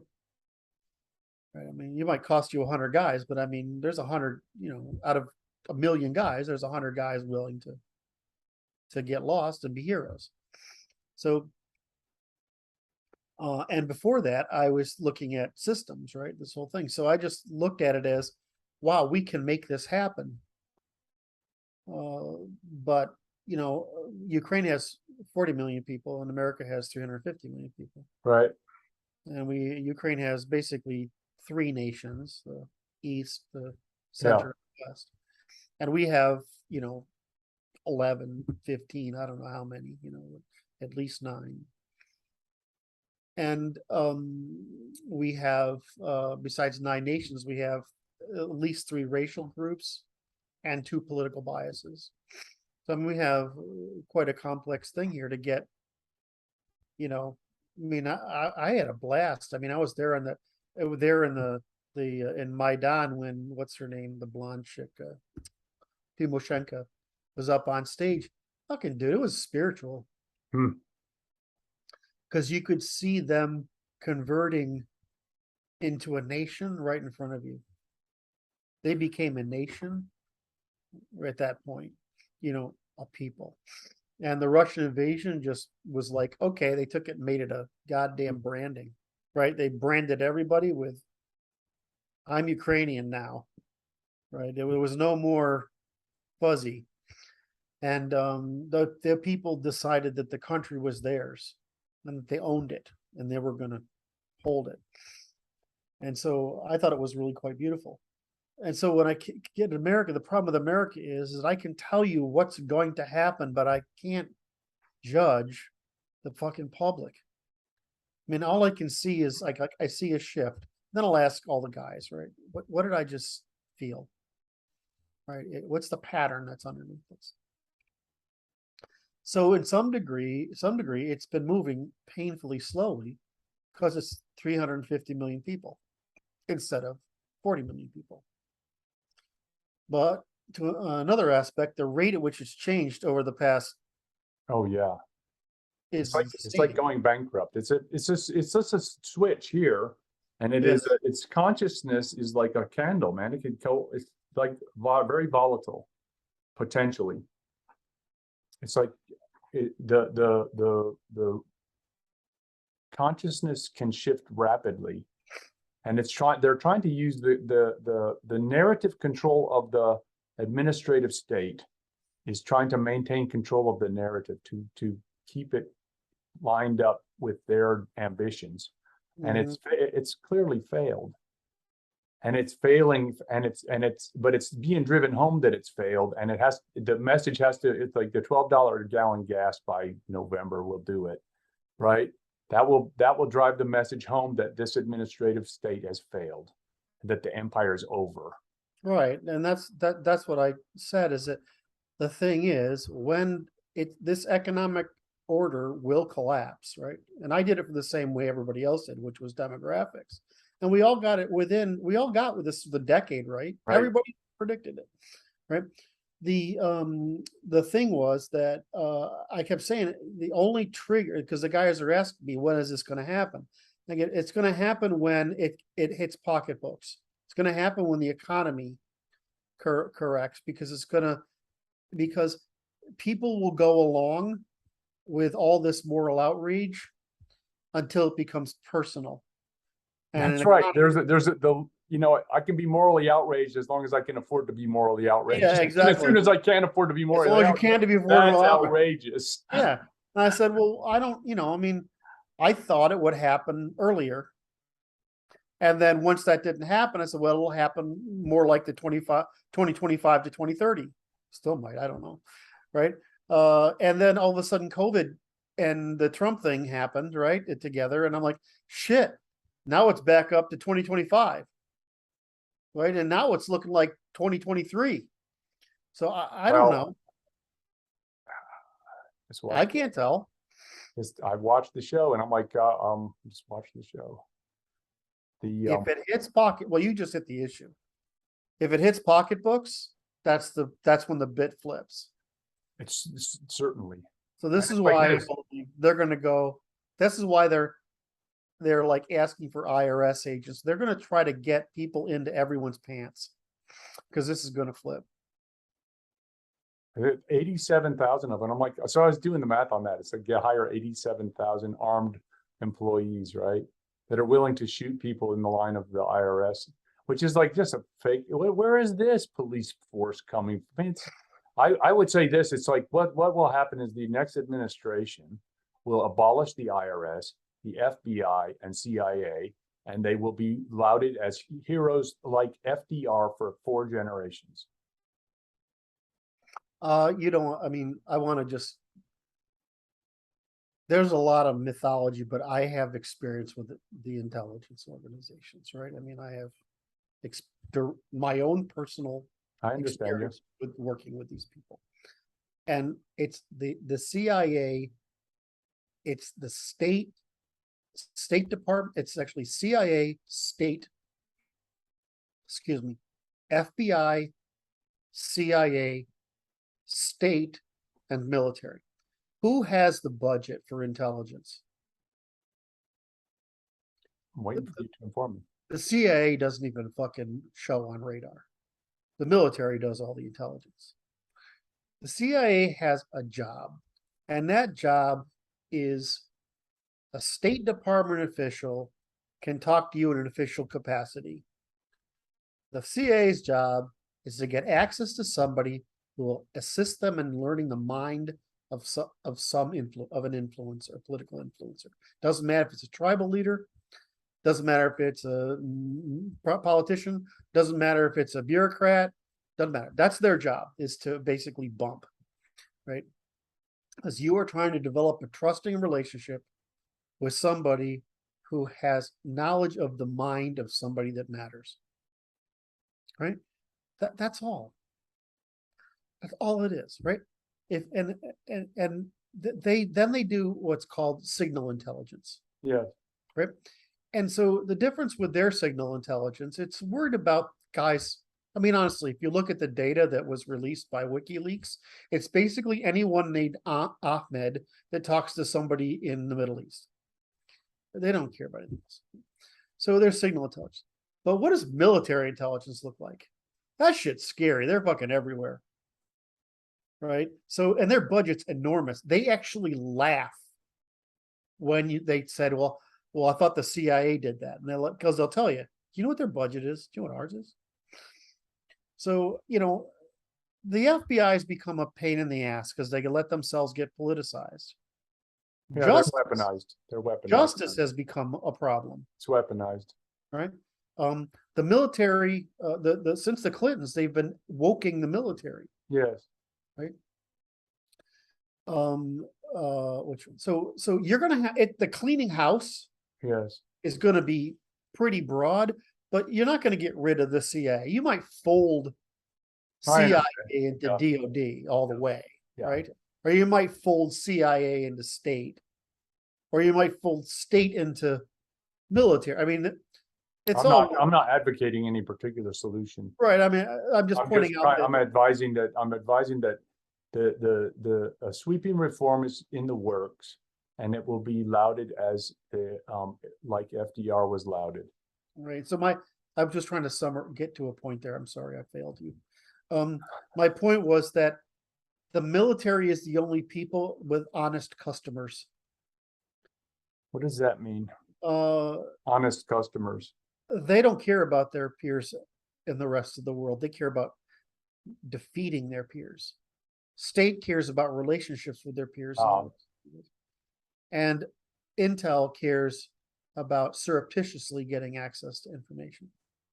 But the FBI cares about what CIA determines will end up in a state problem. In other words, a domestic issue. So my view is that it's either a federal issue is an international issue, and domestic issue is a state issue, and that the FBI has lost its utility. It looks that way. The FBI was really necessary for the same reason police were necessary, the same reason they felt like the administrative state was necessary to unify the country after the Civil War. Right? These were transitional organizations. They are not useful as permanent organizations. Mm. And I think that we want to push everything out to the states and then produce a clear information clearinghouse between the states Yep. and take that FBI people and push them out to the states, and it'll work just fine. I think that's what's going to happen. There's a devolution of the federal, the restoration of proper federalism as initially envisioned by our founding fathers. That's all The that is. restoration of states' powers and rights. Right. The only thing that you have to defend against is we've guaranteed people rights, obligations, and alienations. We've guaranteed people a Republican form of government. We haven't specifically guaranteed them the concurrent common natural law. And so and then we have to say that the states cannot put higher priority on external actors than on federation members. In other words, you can't, just because China will pay California a lot of money for a port, does not mean California doesn't mean no matter what California wants, they can't get a Chinese port, right? You can, no matter what you want, you can't defect from the federation if you're on the continent.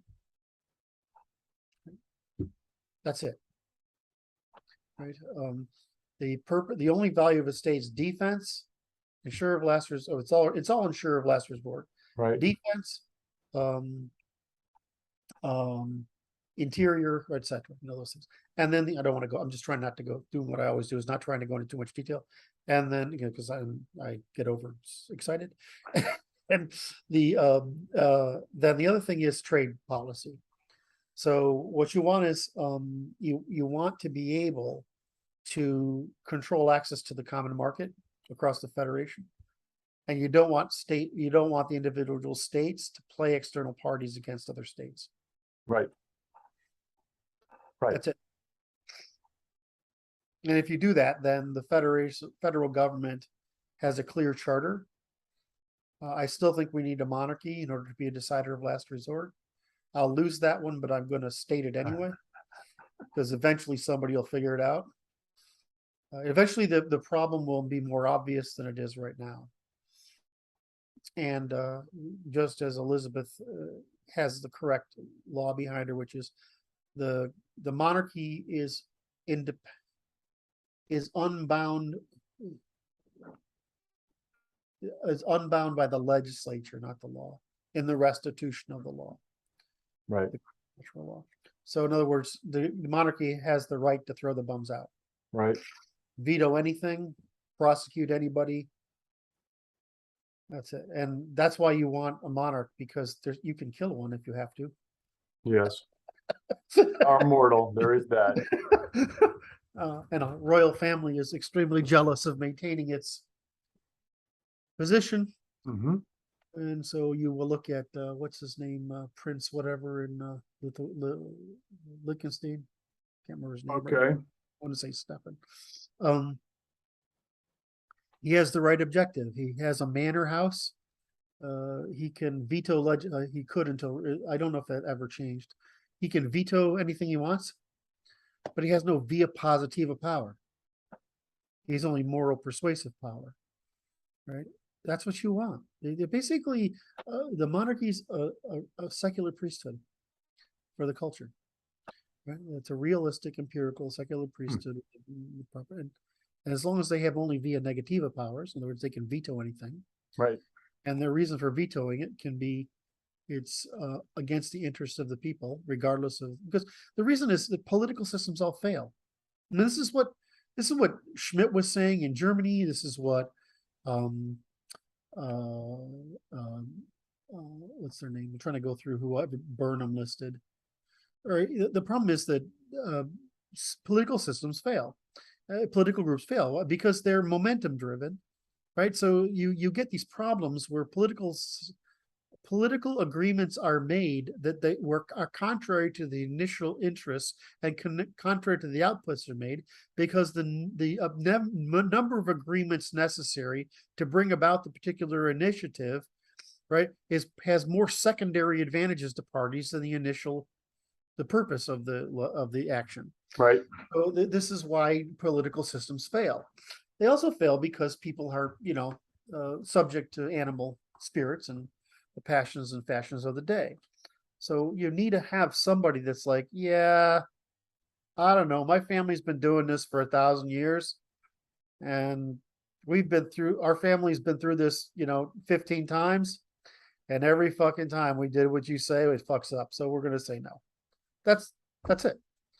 You know, there's a reason why the English government is the oldest in the world. People don't think about that. And the American is the second. We're the two oldest governments in the world because we run by rule of law. If Washington had taken the monarchy instead of the presidency, we'd be in far better shape because of intergenerational knowledge, retention of intergenerational knowledge and intergenerational incentives by the monarchy is closer to we would have never had mass immigration. It would have never happened. Right. Now, the problem that happens in England is because they don't have rule of law. They say they do, but they have rule of parliament. Yeah. Parliament is sovereign. In America, the law is sovereign. What does that mean? It means the natural law is sovereign. Our Constitution is a statement of natural law. Yes. Is it got 6 or 8 holes in it that I've documented? Absolutely. But it's just a statement of natural law. And so they're saying the natural law is sovereign. You can't do anything that violates it. Well, the English are they have this one, they haven't written their constitution. Right. And they use tradition, they use the history of tradition as a written constitution. Well, that's pretty good. It's just easier to weasel with.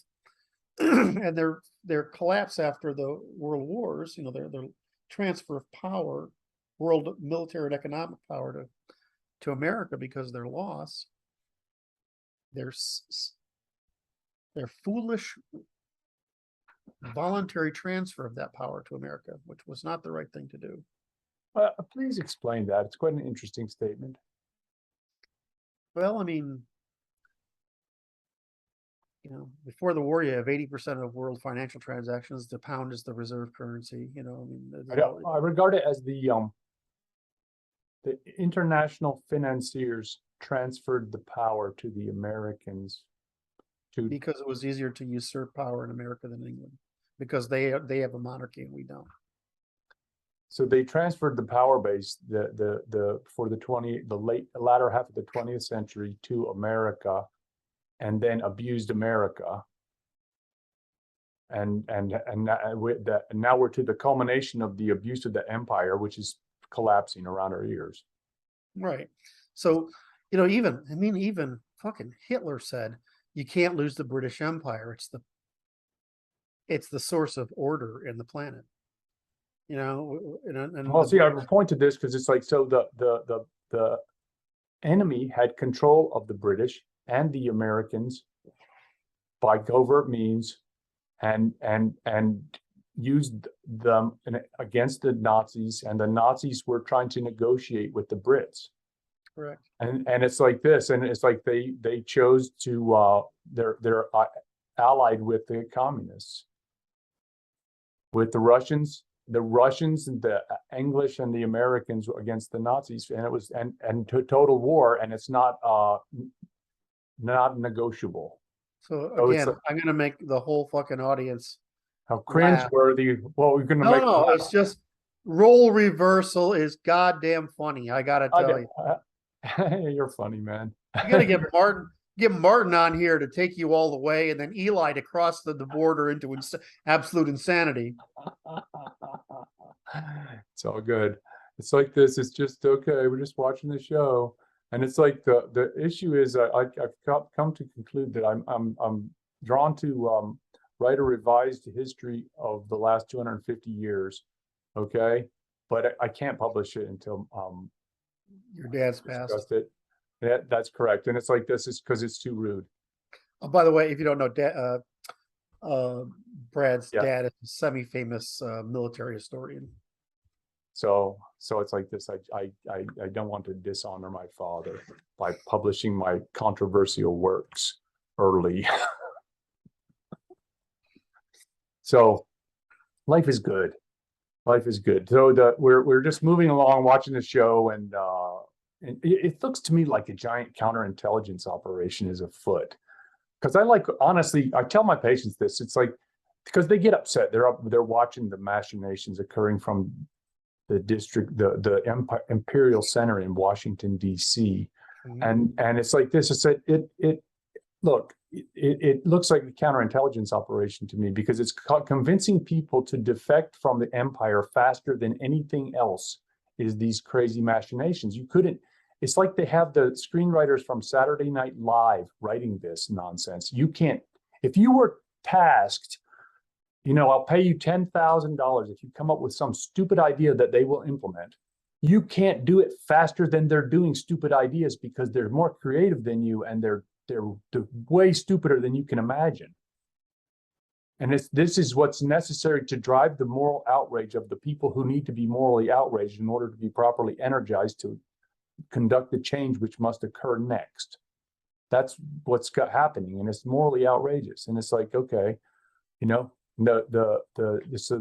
like the titration of a chemistry experiment. You're just putting in a drop at a time, and it's gonna suddenly shift. We forget that you can conduct war at different velocities. You conduct military war fast, That's right. economic war less fast, religious war less fast, and undermining wars or for institutions through sedition less fast. Very slow. And so what they're doing is they're conducting warfare against our institutions, which are the reason for our cultural success over the past 5,000 years. And we don't understand the science of our institutions, and we've lost confidence in our own civilizational values. And the reason is they've made us feel guilty. I'm like, I'm not guilty. I don't have white guilt. I drag you idiots out of ignorance, superstition, poverty, disease, hard labor, starvation, oppression, and the vicissitudes of nature. Right? We drag you out of it. And could we have done it better? Yeah, but we didn't know. We couldn't tell the difference between you and a fucking animal. Well, it turns out that if we invest in you enough, you can be converted from a semi-domesticated animal to a fully domesticated human. Turns out that that's possible. You have to learn to think like a European, though. Now, what does that mean? Oh my! Scientific terms, and you have to use the scientific terms to take responsibility for the private and common. But you don't want to do that. I know you don't want to do that. Okay, so we gave you the shot. Either take the shot and run with it or not. But I'm not going to sit here and feel bad about dragging you at a profit out of ignorance, superstition, poverty, hard labor, suffering, disease, child mortality, early death. Fucking list might go through my whole list there again.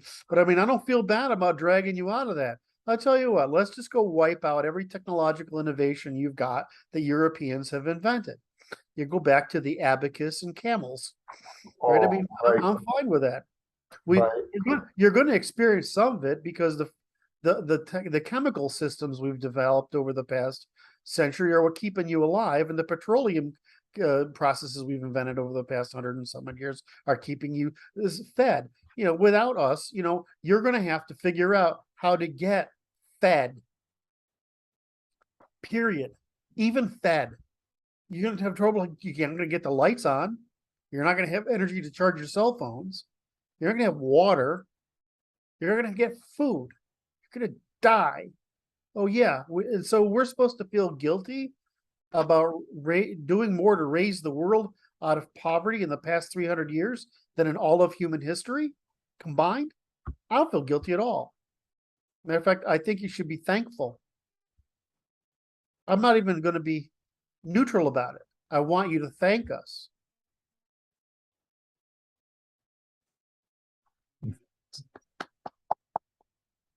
That's where we are. Oh, you could have done it better. Yeah, I know, but how can I tell you from the freaking barn animal? You don't act any different from one. It's like the American Indians. What a fucking bunch of barbarians. I have to hold my tongue since I live next to the reservation, brother. Well, I mean, they're not the same people they were 100 years ago, right? 120 years ago. No. No, it's what's interesting about this is they're interesting people. What's interesting about them is like if you look at the natives, the natives there's a huge variety of people there. The variety is greater than you'll see in the population, like by ethnicity Yes. in the rest of the country. And it's like they're like extremely civilized and extremely other, okay, which is unpredictable is how I would describe it. And because I just go like this, and you don't quite know what you're dealing with when you're engaged in conversation. You don't know how this equation works because the possibilities are like open ended. Right. The possibilities for what? Offense? Everything. You don't know. Anything can happen. It could be a nice civil encounter, or it can go just sideways from hell, and there's no reason for it. You won't understand the reason for it.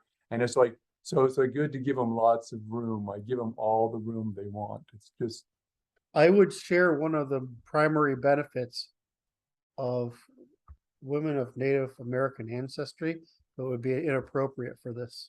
okay, so we won't do that on the recording, at least on the recording. I've personally tested this theory and it's true.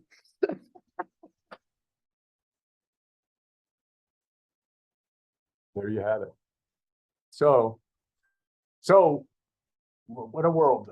What a world. So it's like that. So I want to kind of wind back to this, the cooperation at scale means the mixing of a variety of intuitional states inside that cooperative venture. Because our intuitions we are going to have varied intuitions between us at scale, the larger amount of a mixture of intuitions is in the mix. Correct. And then when we get compression because of increased social pressure or diminished opportunities, then those intuitions become more important and frictions become more evident. Yes. Driving us towards homogeneity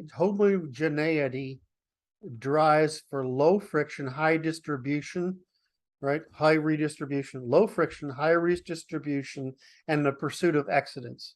In other words, it's the only way to get somewhere. Diversity drives for high conflict and doesn't drive for excellence. Drives for the mediocre or the downgrading. Because this is, I mean, I love this diversity as a strength. It's not. It's fucking horrible. Like the worst places to live in the world are diverse. The best places to live in the world are homogeneous. It's just so fucking obvious. Why? Because the least divergent in your differences, your expectations. least opportunity for conflict. That's right. So speaking of that, I'm gonna point at the Dutch farmers who are now spraying the police with manure, with industrial machines for farming, because they're outraged by the intent of the Dutch government to take over their farms, which is like, under some nonsensical justification. Mm-hmm. Pseudoscientific justification, right? So you would say pseudoscience, right? So sophistry, pseudoscience, just lies to justify the theft of the Dutch farmers' farms. Yes. It's like, so the Europeans are at moral outrage and expressing it, right? They're demonstrating moral outrage. I mean, when you're spraying the police with a machine that shoots manure at 200 feet. You hit their pocketbooks. Now you can't,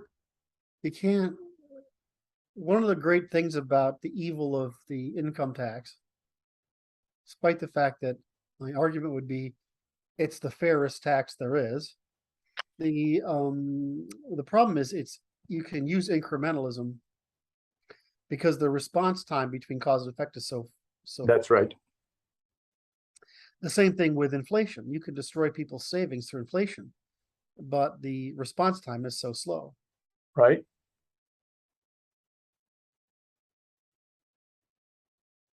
So, I mean, the feedback loop matters. And so it's the same thing through cultural destruction from within, as that the feedback loop is fairly slow. Except you reach the point where they've overreached, they've accelerated, they've retaliated because of our retaliation, which is the election of Trump. And so now this thing is coming to a head. Is there a conclusion here? Well, the answer is that if they'd have waited, they'd have kept it going like they did with Christianity, they probably would have won. But they didn't. They tried to accelerate. I know, but why? I think they're trying to hit this 2032 time frame. Well, I think they just got excited by the belief that they were going to reach turning whites into minority faster. In other words, which is funny. This is funny. So the statement is this: is they try to propagate this lie that is not their intention. that is not the goal. Well, that's the goal. It clearly is. It's like they call that great replacement theory, right? Is the public not a theory? It's a great replacement plan. Right? Okay, but I'm like, so okay.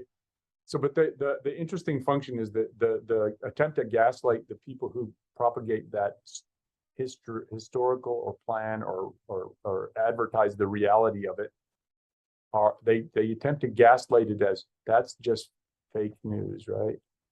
They say it's propaganda. It's nonsense. It's not true. And I'm like, who believes that? But women and children, that's who believe that. I bet we're going to do this survey. You ready for this survey? The word of the week. This is for everybody watching this video. The word of the week is aposematism. Okay?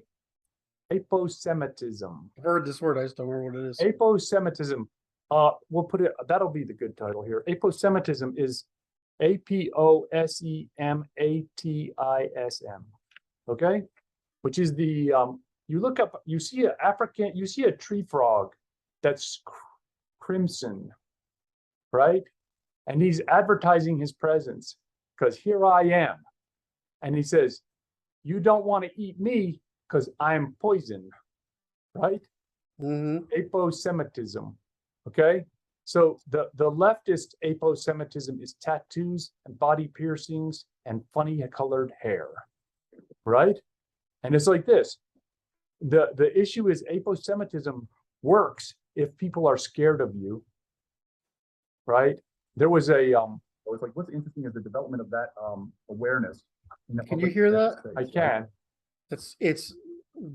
I was trying to close something and I accidentally pressed the play on your video, the video I was reviewing of our last session. So that I would be ready for it anyway. Sorry. So the issue is aposematism. It's like this is the issue is that these people are in fact poisonous and dangerous because they're propagating counter normative values into the general public. Is the advertising by an animal to potential predators that is worth neither attacking or eating? So there was a what's the thing in Alien, that little thing that gets on your face? Yeah. You can't kill it. So it's like the issue. So my friend, I had a patient who was a motorcycle gangster. He was a collector for motorcycle gangs in Arizona. And he had more swastikas on his arms than the Luftwaffe had. Okay. And it's like this. I figured out, it's like I was put off by it at first. I was like, okay, that's kind of frightening. It's just scary. And it's like I watched how he did it, and I eventually asked him about it because he's not political at all. He's like an anarchist. He just does whatever he wants. And he used that as a tool to it's aposemitic, which is to say, it's like this. You don't want to go near him. He doesn't want you near him unless you mean business. And he wants only serious customers apply. And you better mind your manners and obey what you said you're going to do, because he will make you pay. Right? But anyway, so that's a story. That's a story. So the aposematism, I would like to do a survey of people, and it's like based on their you know, their gullibility to propaganda based upon their aposemitic expressions, right? Like, because it's predictable. I know what they're going to think already. Who? The people who are advertising with their funny colored hair, too many piercings, and too many Yes, tattoos. It's you know, it's fairly self-evident what's going to come out of that. It's tribal symbol. It's tribal, right? They're saying what tribe they're a member of. Right. The Anyway. problem is that like goth people, what's Yeah. the other one that's like goth? Emos, hippies, Yeah. like What's the an Great emo? Dead. What? I don't know what an emo is. It's I don't know. I mean, I know what they look like. I don't know enough about the Okay. thing. I know that they're a little more, they're borderline a death cult, you know. Okay. But it's a very not it's a cult of non-aggression. Okay. Whereas goth is a fake cult of aggression as a means of non-aggression. The hippiness is, of course, a cult of non-aggression. Grateful Dead is a cult of non-aggression. The pot culture is a cult of non-aggression. There's lots of cults of non-aggression because that's what religion is, right? It's a cult of non-aggression. But you're saying I'm part of this, and especially if you're part of my community, I'm going to be an opportunity for you rather than a risk, right? Whereas I can't go into business out because I've done this. This is funny. I got a great story about this sometime, but I can't go into the headache. I can't go up to somebody who's from one of those tribes in my usual business attire, right, and start a conversation without them looking at me like you're not in my tribe. Okay. Well, the interesting thing is bikers are the opposite. They They don't care. You can walk up to bike. They're out fucking awesome. Yeah. Right? I mean, there's real gangsters out there in the bike. Sure. But I mean, you know, they're like, you can walk up, most of them are, it's just a working class army, right? I mean, they're just like, it's an They want to be left alone. They want to be left alone to hang out with the guys who are like them. But I mean, I've never had a problem with any of them. It's like, yeah, because I'm not, you know, you just know it. The people I like are my art friends with the art community. They're like hippies with a purpose, right? Yes. It's a cult of non-aggression. Most of these people are looking for some sort of cult of non-aggression. And what you're describing is whether I'm signaling, keep the fuck away from me because I'm dangerous, or keep away from me because I'm incomprehensible. Okay. Right? I mean, that's really it. Right. And then there's something that you don't have to keep away from me, but here's what to expect. So there's this beautiful, I thought another one of these series when I was in the shower and I'm like, I got to remember it. And I forgot it. So here's another series. It's another series of what these signals say. And it's like, I can tell another CEO like from 1,000 yards. Right. Right. I mean, it's just like, and we all think and talk the same. Okay. And then you get the guys who run the big Fortune 400, 500 companies, and they're basically politicians. They're financial politicians. Right. And you can talk to them and know in 2 seconds. And it's almost impossible to talk to them. It's almost impossible to talk to them because you can't get access to them. But when you can, and I've had access, right. They're all the same. Right? I mean, really, they're bad ones. The guy who ripped off, was it Mitsubishi? Whatever it is. Okay. There's weird ones like the Mexican guy, Carlos, whatever his name is. Then you have the ones that are obviously political, Zuckerberg. And you have the ones that are obviously, you know, Superman. I think I'm Superman, Larry Ellison. I mean, or GC. I mean, there's a sort of whole, but the underlying character is the same in all these guys. It's just they present a different interface. So is there like an intuitive programming that's similar? Is that what you're suggesting? It's more that we all anybody who gets significant power in any kind of commercial or financial sector develops an interface necessary to manage his constituencies. That's right. And so what that drives to is a similar operating system despite the different interfaces. Jobs is always kind of funny because he's really quite a bit of a dick. Larry Ellison's a dick. Fucking great. I mean, I know he's sort of gone weird on us, but I fucking love the guy, right? He was direct, but he wasn't a dick. Right. But you are going to go into this series of habitus. Well, I tried to cover it. I said there's like I'm scary, go away. Okay. Right. There's I'm different. Okay. Don't approach, right? Or don't bother me. And there's like I'm different, but I'm like broadcasting, pro-sociality. Right. And so I always like to put the hippies and the pro-sociality camp. It's like free love, everybody, right? There's like there's the emo goth, that whole the rocker. Yeah. Rocker's probably closer to the hippie rocker than this. And then, you've got the biker at the other extreme, which which is funny because they're so threatening, but they're actually wonderful guys, all of them. There's a place not far from here, because remember, Connecticut is part of the Rust Belt. There's a huge working class group of males that have these fucking Harleys. Right? Yeah. And I do it all the time where I'm like, dude, nice bike, right? Like, or I walk up to guys like, dude, you're giving me truck envy. Right. You just have to get on their terms and show that you're not it's basically they want to not see disapproval. That's right. Just respect. They just want to see respect. That's a better way. Respect and the absence of disapproval. And I try to convey enthusiasm. So you can approach any one of those groups. I was in a car with two goth girls on the way to a meeting at one point, ex-goth girls, right? They had been goth in their college sort of age. Now these are women in their late 20s and early 30s type of thing. And I'm on the way to the meeting and they're revisiting this whole thing. And boy, I felt pretty fucking alienated. Right. Because of course I'm like, I've been my thing is the preppy thing. That's what I was. Right. And so very alienated.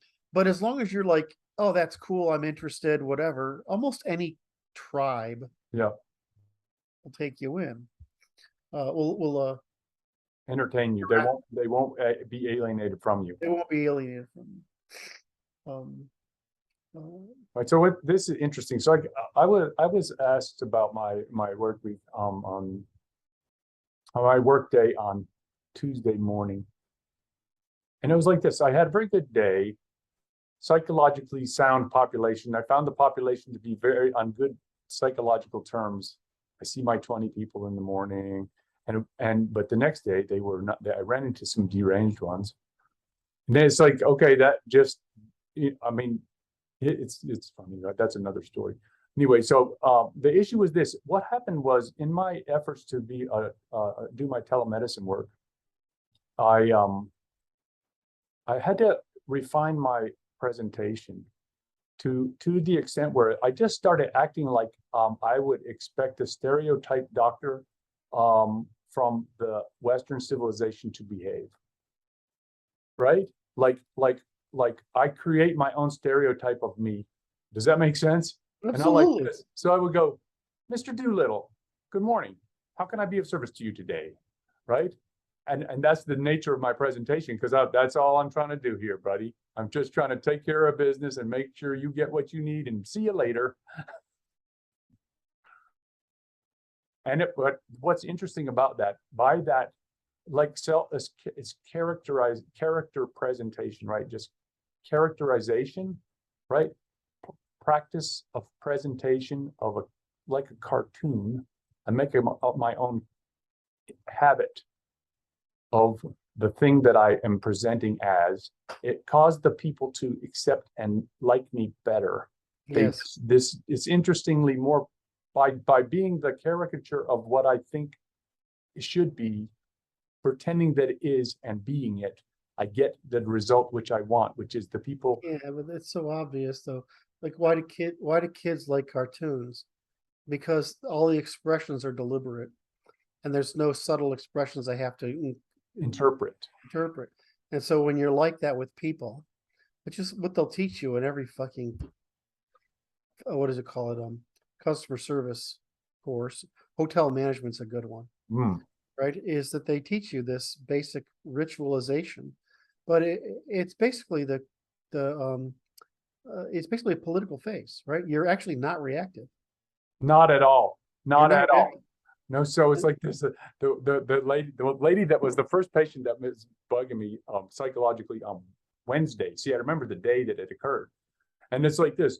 It's like this. She was annoying. She was just annoying. But I don't care. She gets to be annoying. Right. And it was to the point like this. And I'm just trying to understand what she's doing. She doesn't understand what I'm doing. And I'm making her understand what I'm doing. Right. And I'm trying to help her. And I'm being annoyed, but not just demonstrating any of that because it doesn't add any value to my presentation at all. And so, but I made her understand what I was doing, and she agreed what I was doing, and I was taking care of her perfectly. And then when you hang up, the machine doesn't just turn off because it's in Boston, and I'm in Arizona, and she's somewhere else in the country. And it's like it takes a minute for all these computers to line up that I'm stopping the encounter. It doesn't just turn off. So it's like this. I turn it off. And then I hear her cuss me, that fucker. And I'm like this. I just laughed. I'm like, that's exactly right.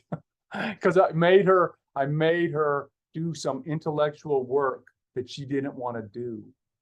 She had expectations that I didn't meet, but she understood what I was doing in the end because I made her do the work with me. Because I said, you're asking me a question. I don't understand what you're asking me. So she had to explain herself to me in order to cause me to explain to her why I was doing what I was doing. But it irritated her enough to cuss me after the end of the encounter, but she didn't know I was still on the line. I used to have I was running my commercial art supply store when I was in college. Right. Next to the office door, there was a phone on the wall. Right. That's where I would tend to talk to customers because if I had to, I could keep my eye on the store. I'm talking to them. I could get into the commercial area of the company, which is kind of the paperwork. And if I had to, I could just open the door, go in the office and hold a private call. The number of times I hang up the phone, I said, what a fucking asshole. And the staff broke out into laughter. I don't know how many times it was, but you just can't say it. It's okay to vent afterwards. Right. So I don't vent at all. So it's not like this. I'm very conscious of it. I like this. I don't vent. I just laugh and go about my business because it's like there's just no venting because I got a camera and I got mics. I don't, and I don't know I presume that they're always watching me and listening to me because there's just no advantage. I had a lawyer, so the lawyer comes out. I was recycling tires at the failed tire recycling venture, and the state guys are out there stomping around in the red mud in their little shoes, and I'm like hoping one of them gets sucked into the mud and his shoe falls off, but it didn't happen. But the lawyer was standing there, and this is a beautiful day in Virginia. And we're sitting out there. The lawyer came out to watch these inspectors inspect, and he looks at me and he says, "It's not a good time to vent." And so I looked around. I look at the sky and the beautiful clouds, and then I looked back and I said, "Is there ever a good time to vent?" And he looked around for a second. He says, "No."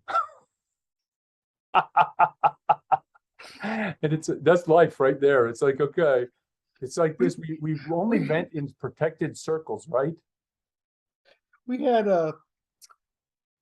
for insurance purposes, we had to have a bunch of lawyers come in and tell us about sex discrimination and stuff like that. Of course, I just couldn't control myself. So, like, what are the terms? What would we have to know? Right. So I asked these questions. So basically, you're telling us to be afraid, but you can't tell us what to do about it. Right. So it's inactionable, right? So what are you telling us? If you're not telling us how to avoid the problem, which we don't have, right? Because we've got people 30 countries and, every race, both sexes, they're all screwing each other. So, I mean, it's not like we have this problem. You get the occasional crazy feminist. Like my wife and I had to stop on a women of our company meeting because I'm like, you can create anything you want, and it's not exclusionary. If you create something, we can't stop you, and we don't like it. Why? Because that's what they were trying to do. They were trying to organize. He said, you can organize a group for this, and men might not show up, but you can't call it or specifically derive it to be exclusionary in the company. Because what happens is they form little cults. Okay. I like that non-exclusionary. Moms, that's, I would go with moms, right? That's okay. But women, no, that's like feminist cancer coming in. That's the same reason I would not allow HR departments in any of my businesses. I've never had HR departments because they're fucking cancer. They're just an excuse to provide bad people with cover. Whereas I look at it as we have benefits administration. Yes. Right.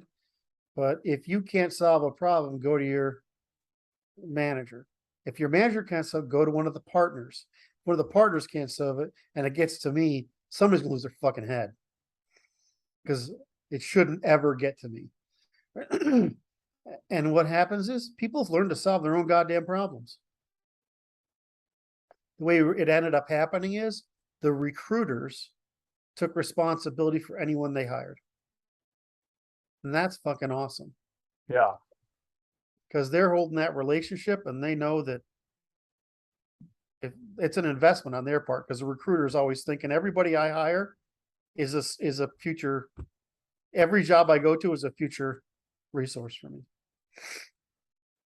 I just cannot stand HR departments. All they do, they're like the fucking Stasi. That's all they are. They are. I think I regard them as it's like the interesting function is like why are they there? There's a purpose that they're serving, that they're there, and they're intentionally there, in my opinion. And it's organized it's baked into the cake on purpose. Well, I think it's like the problem of unions. Unions that are there for safety reasons are good. Unions are there when you have a working class group or a laboring class group of men who tend to use their position of relative authority as a form of corruption. In other words, they will abuse other people, treat personality differences as whatever. They will seek status that's an unearned. So you have a lot of personality problems in the lower classes. In that case, I see, I would rather have a union representative than an HR department. Okay. All right. The union representative has the ability to do something. What I don't like is collective bargaining. In other words, I can't, if you want to come into you want to unionize my shop and you're trying to get people to be safe and take care of each other and not cause internal frictions, fucking do it. The minute you say you're going to try to extract rents from me by wages, and I can't fire you for that, then we're done. And so there's just a malincentive for HR departments to not solve problems, but to attempt to evade them. So you should be like women. No, we're not like women. Being like women is why companies go bankrupt. It's the same reason there aren't many women-led companies or majority women companies, because they go out of business. That's why there's no women-led countries or majority women political systems, because they die. Look at Europe. Look what happened to Europe by the dominance of women in political sectors when they're confronted by Russians. They pacified their way into subservience. My favorite that thing lost me, because it's like they pacified their way to political subservience. What does that mean? Who are they? The Europeans? Yeah, go look at the defense ministers of a lot of you. I saw them. I'm like, this really is not causing me to be overly concerned for my safety if I'm a Russian military man. Well, pretty much, yeah. What they are is politicians. Yeah. They're not, right? And so they need to not be in that job. If your job isn't to have the most paranoid view of circumstances, You don't belong in that job. you're insuring, because your job is you're the insurer of last resort. That's right. And so you see these people, and of course what happens is these companies become victims of, because they assume the wrong thing. They assume that their incentive toward harmony Is shared. is shared. It's not not. by the defense minister in Russia, right? Not by anyone other than a fellow silly woman in, did I say that on purpose? Silly woman in European government. Oh my.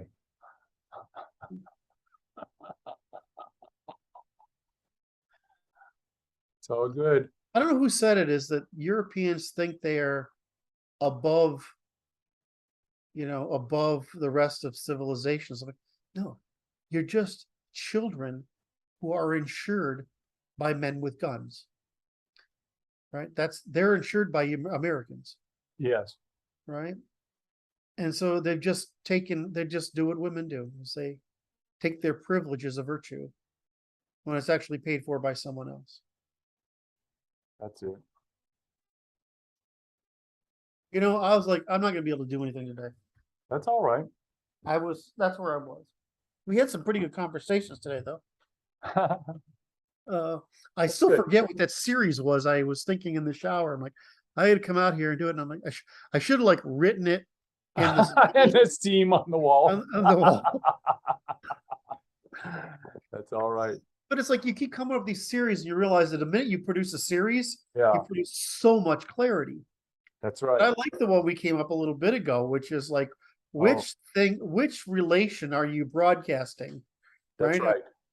Right. And wait, it's like this is the premise is this. In medicine, we talk about habitus, which includes your clothing and where you go and what you do and how you behave. And it's like the issue is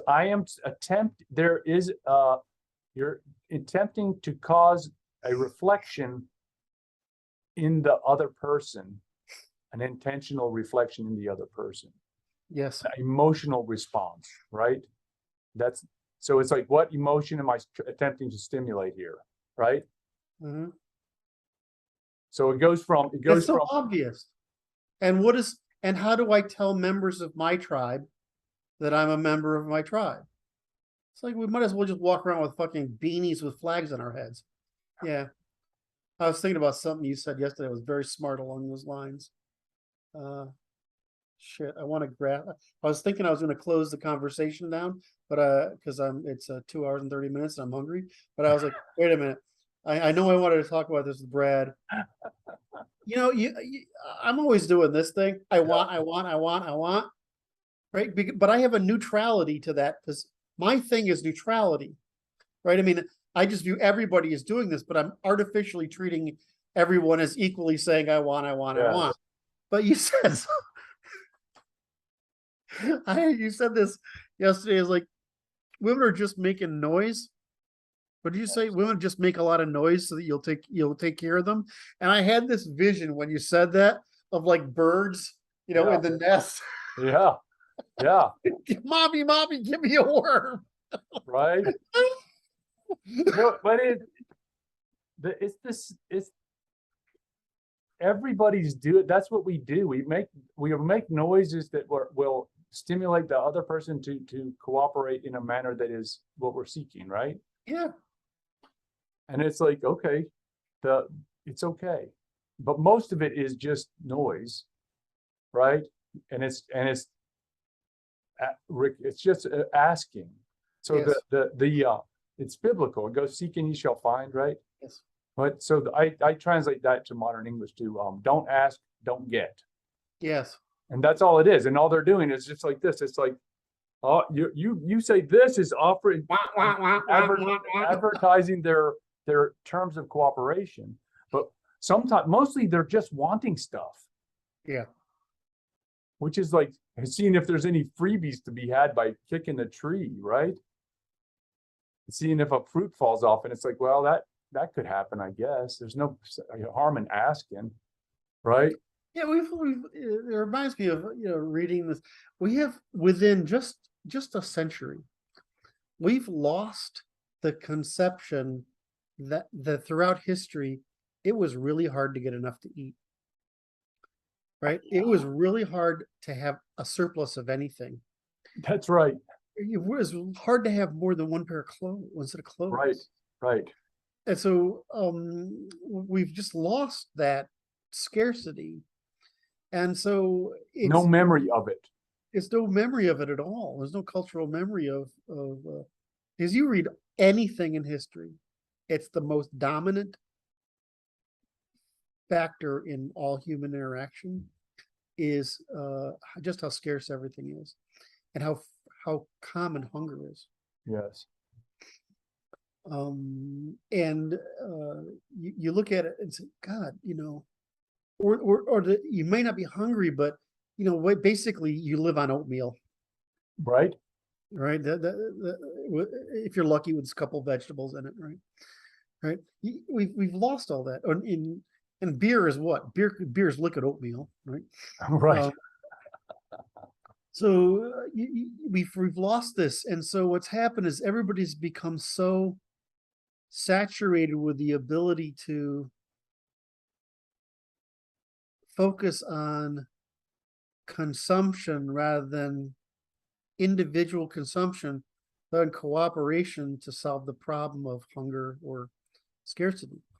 That we've just turned everybody into basically big mouth funnels trying to eat everything of every kind. I don't mean like eat literally, but I mean consume everything. Right. Without doing anything. Anyway, I'm getting dizzy It's time to eat. I need to eat some. All right, everybody. So tomorrow we didn't do our. Wait a minute, we didn't do the two topics I had ready for today. So tomorrow we'll try to pick up on it, and I'll try to eat something. That's right. That's right. I'll be warmed up. We'll be ready to go again tomorrow. It's actually, I think it's gonna be hard tomorrow because if you go back to the last one, we were going through the grid. Yes. There's still some stuff there that needs to be figured out, and I did quite a bit of work after the call. Right. But there's still some. We got to figure out, how we get what's missing. Right. We'll do it. Well, in the meantime, we'll tell everybody thank you for watching this show, and like, subscribe, notification, leave the messages. Thank you, man. Bye-bye.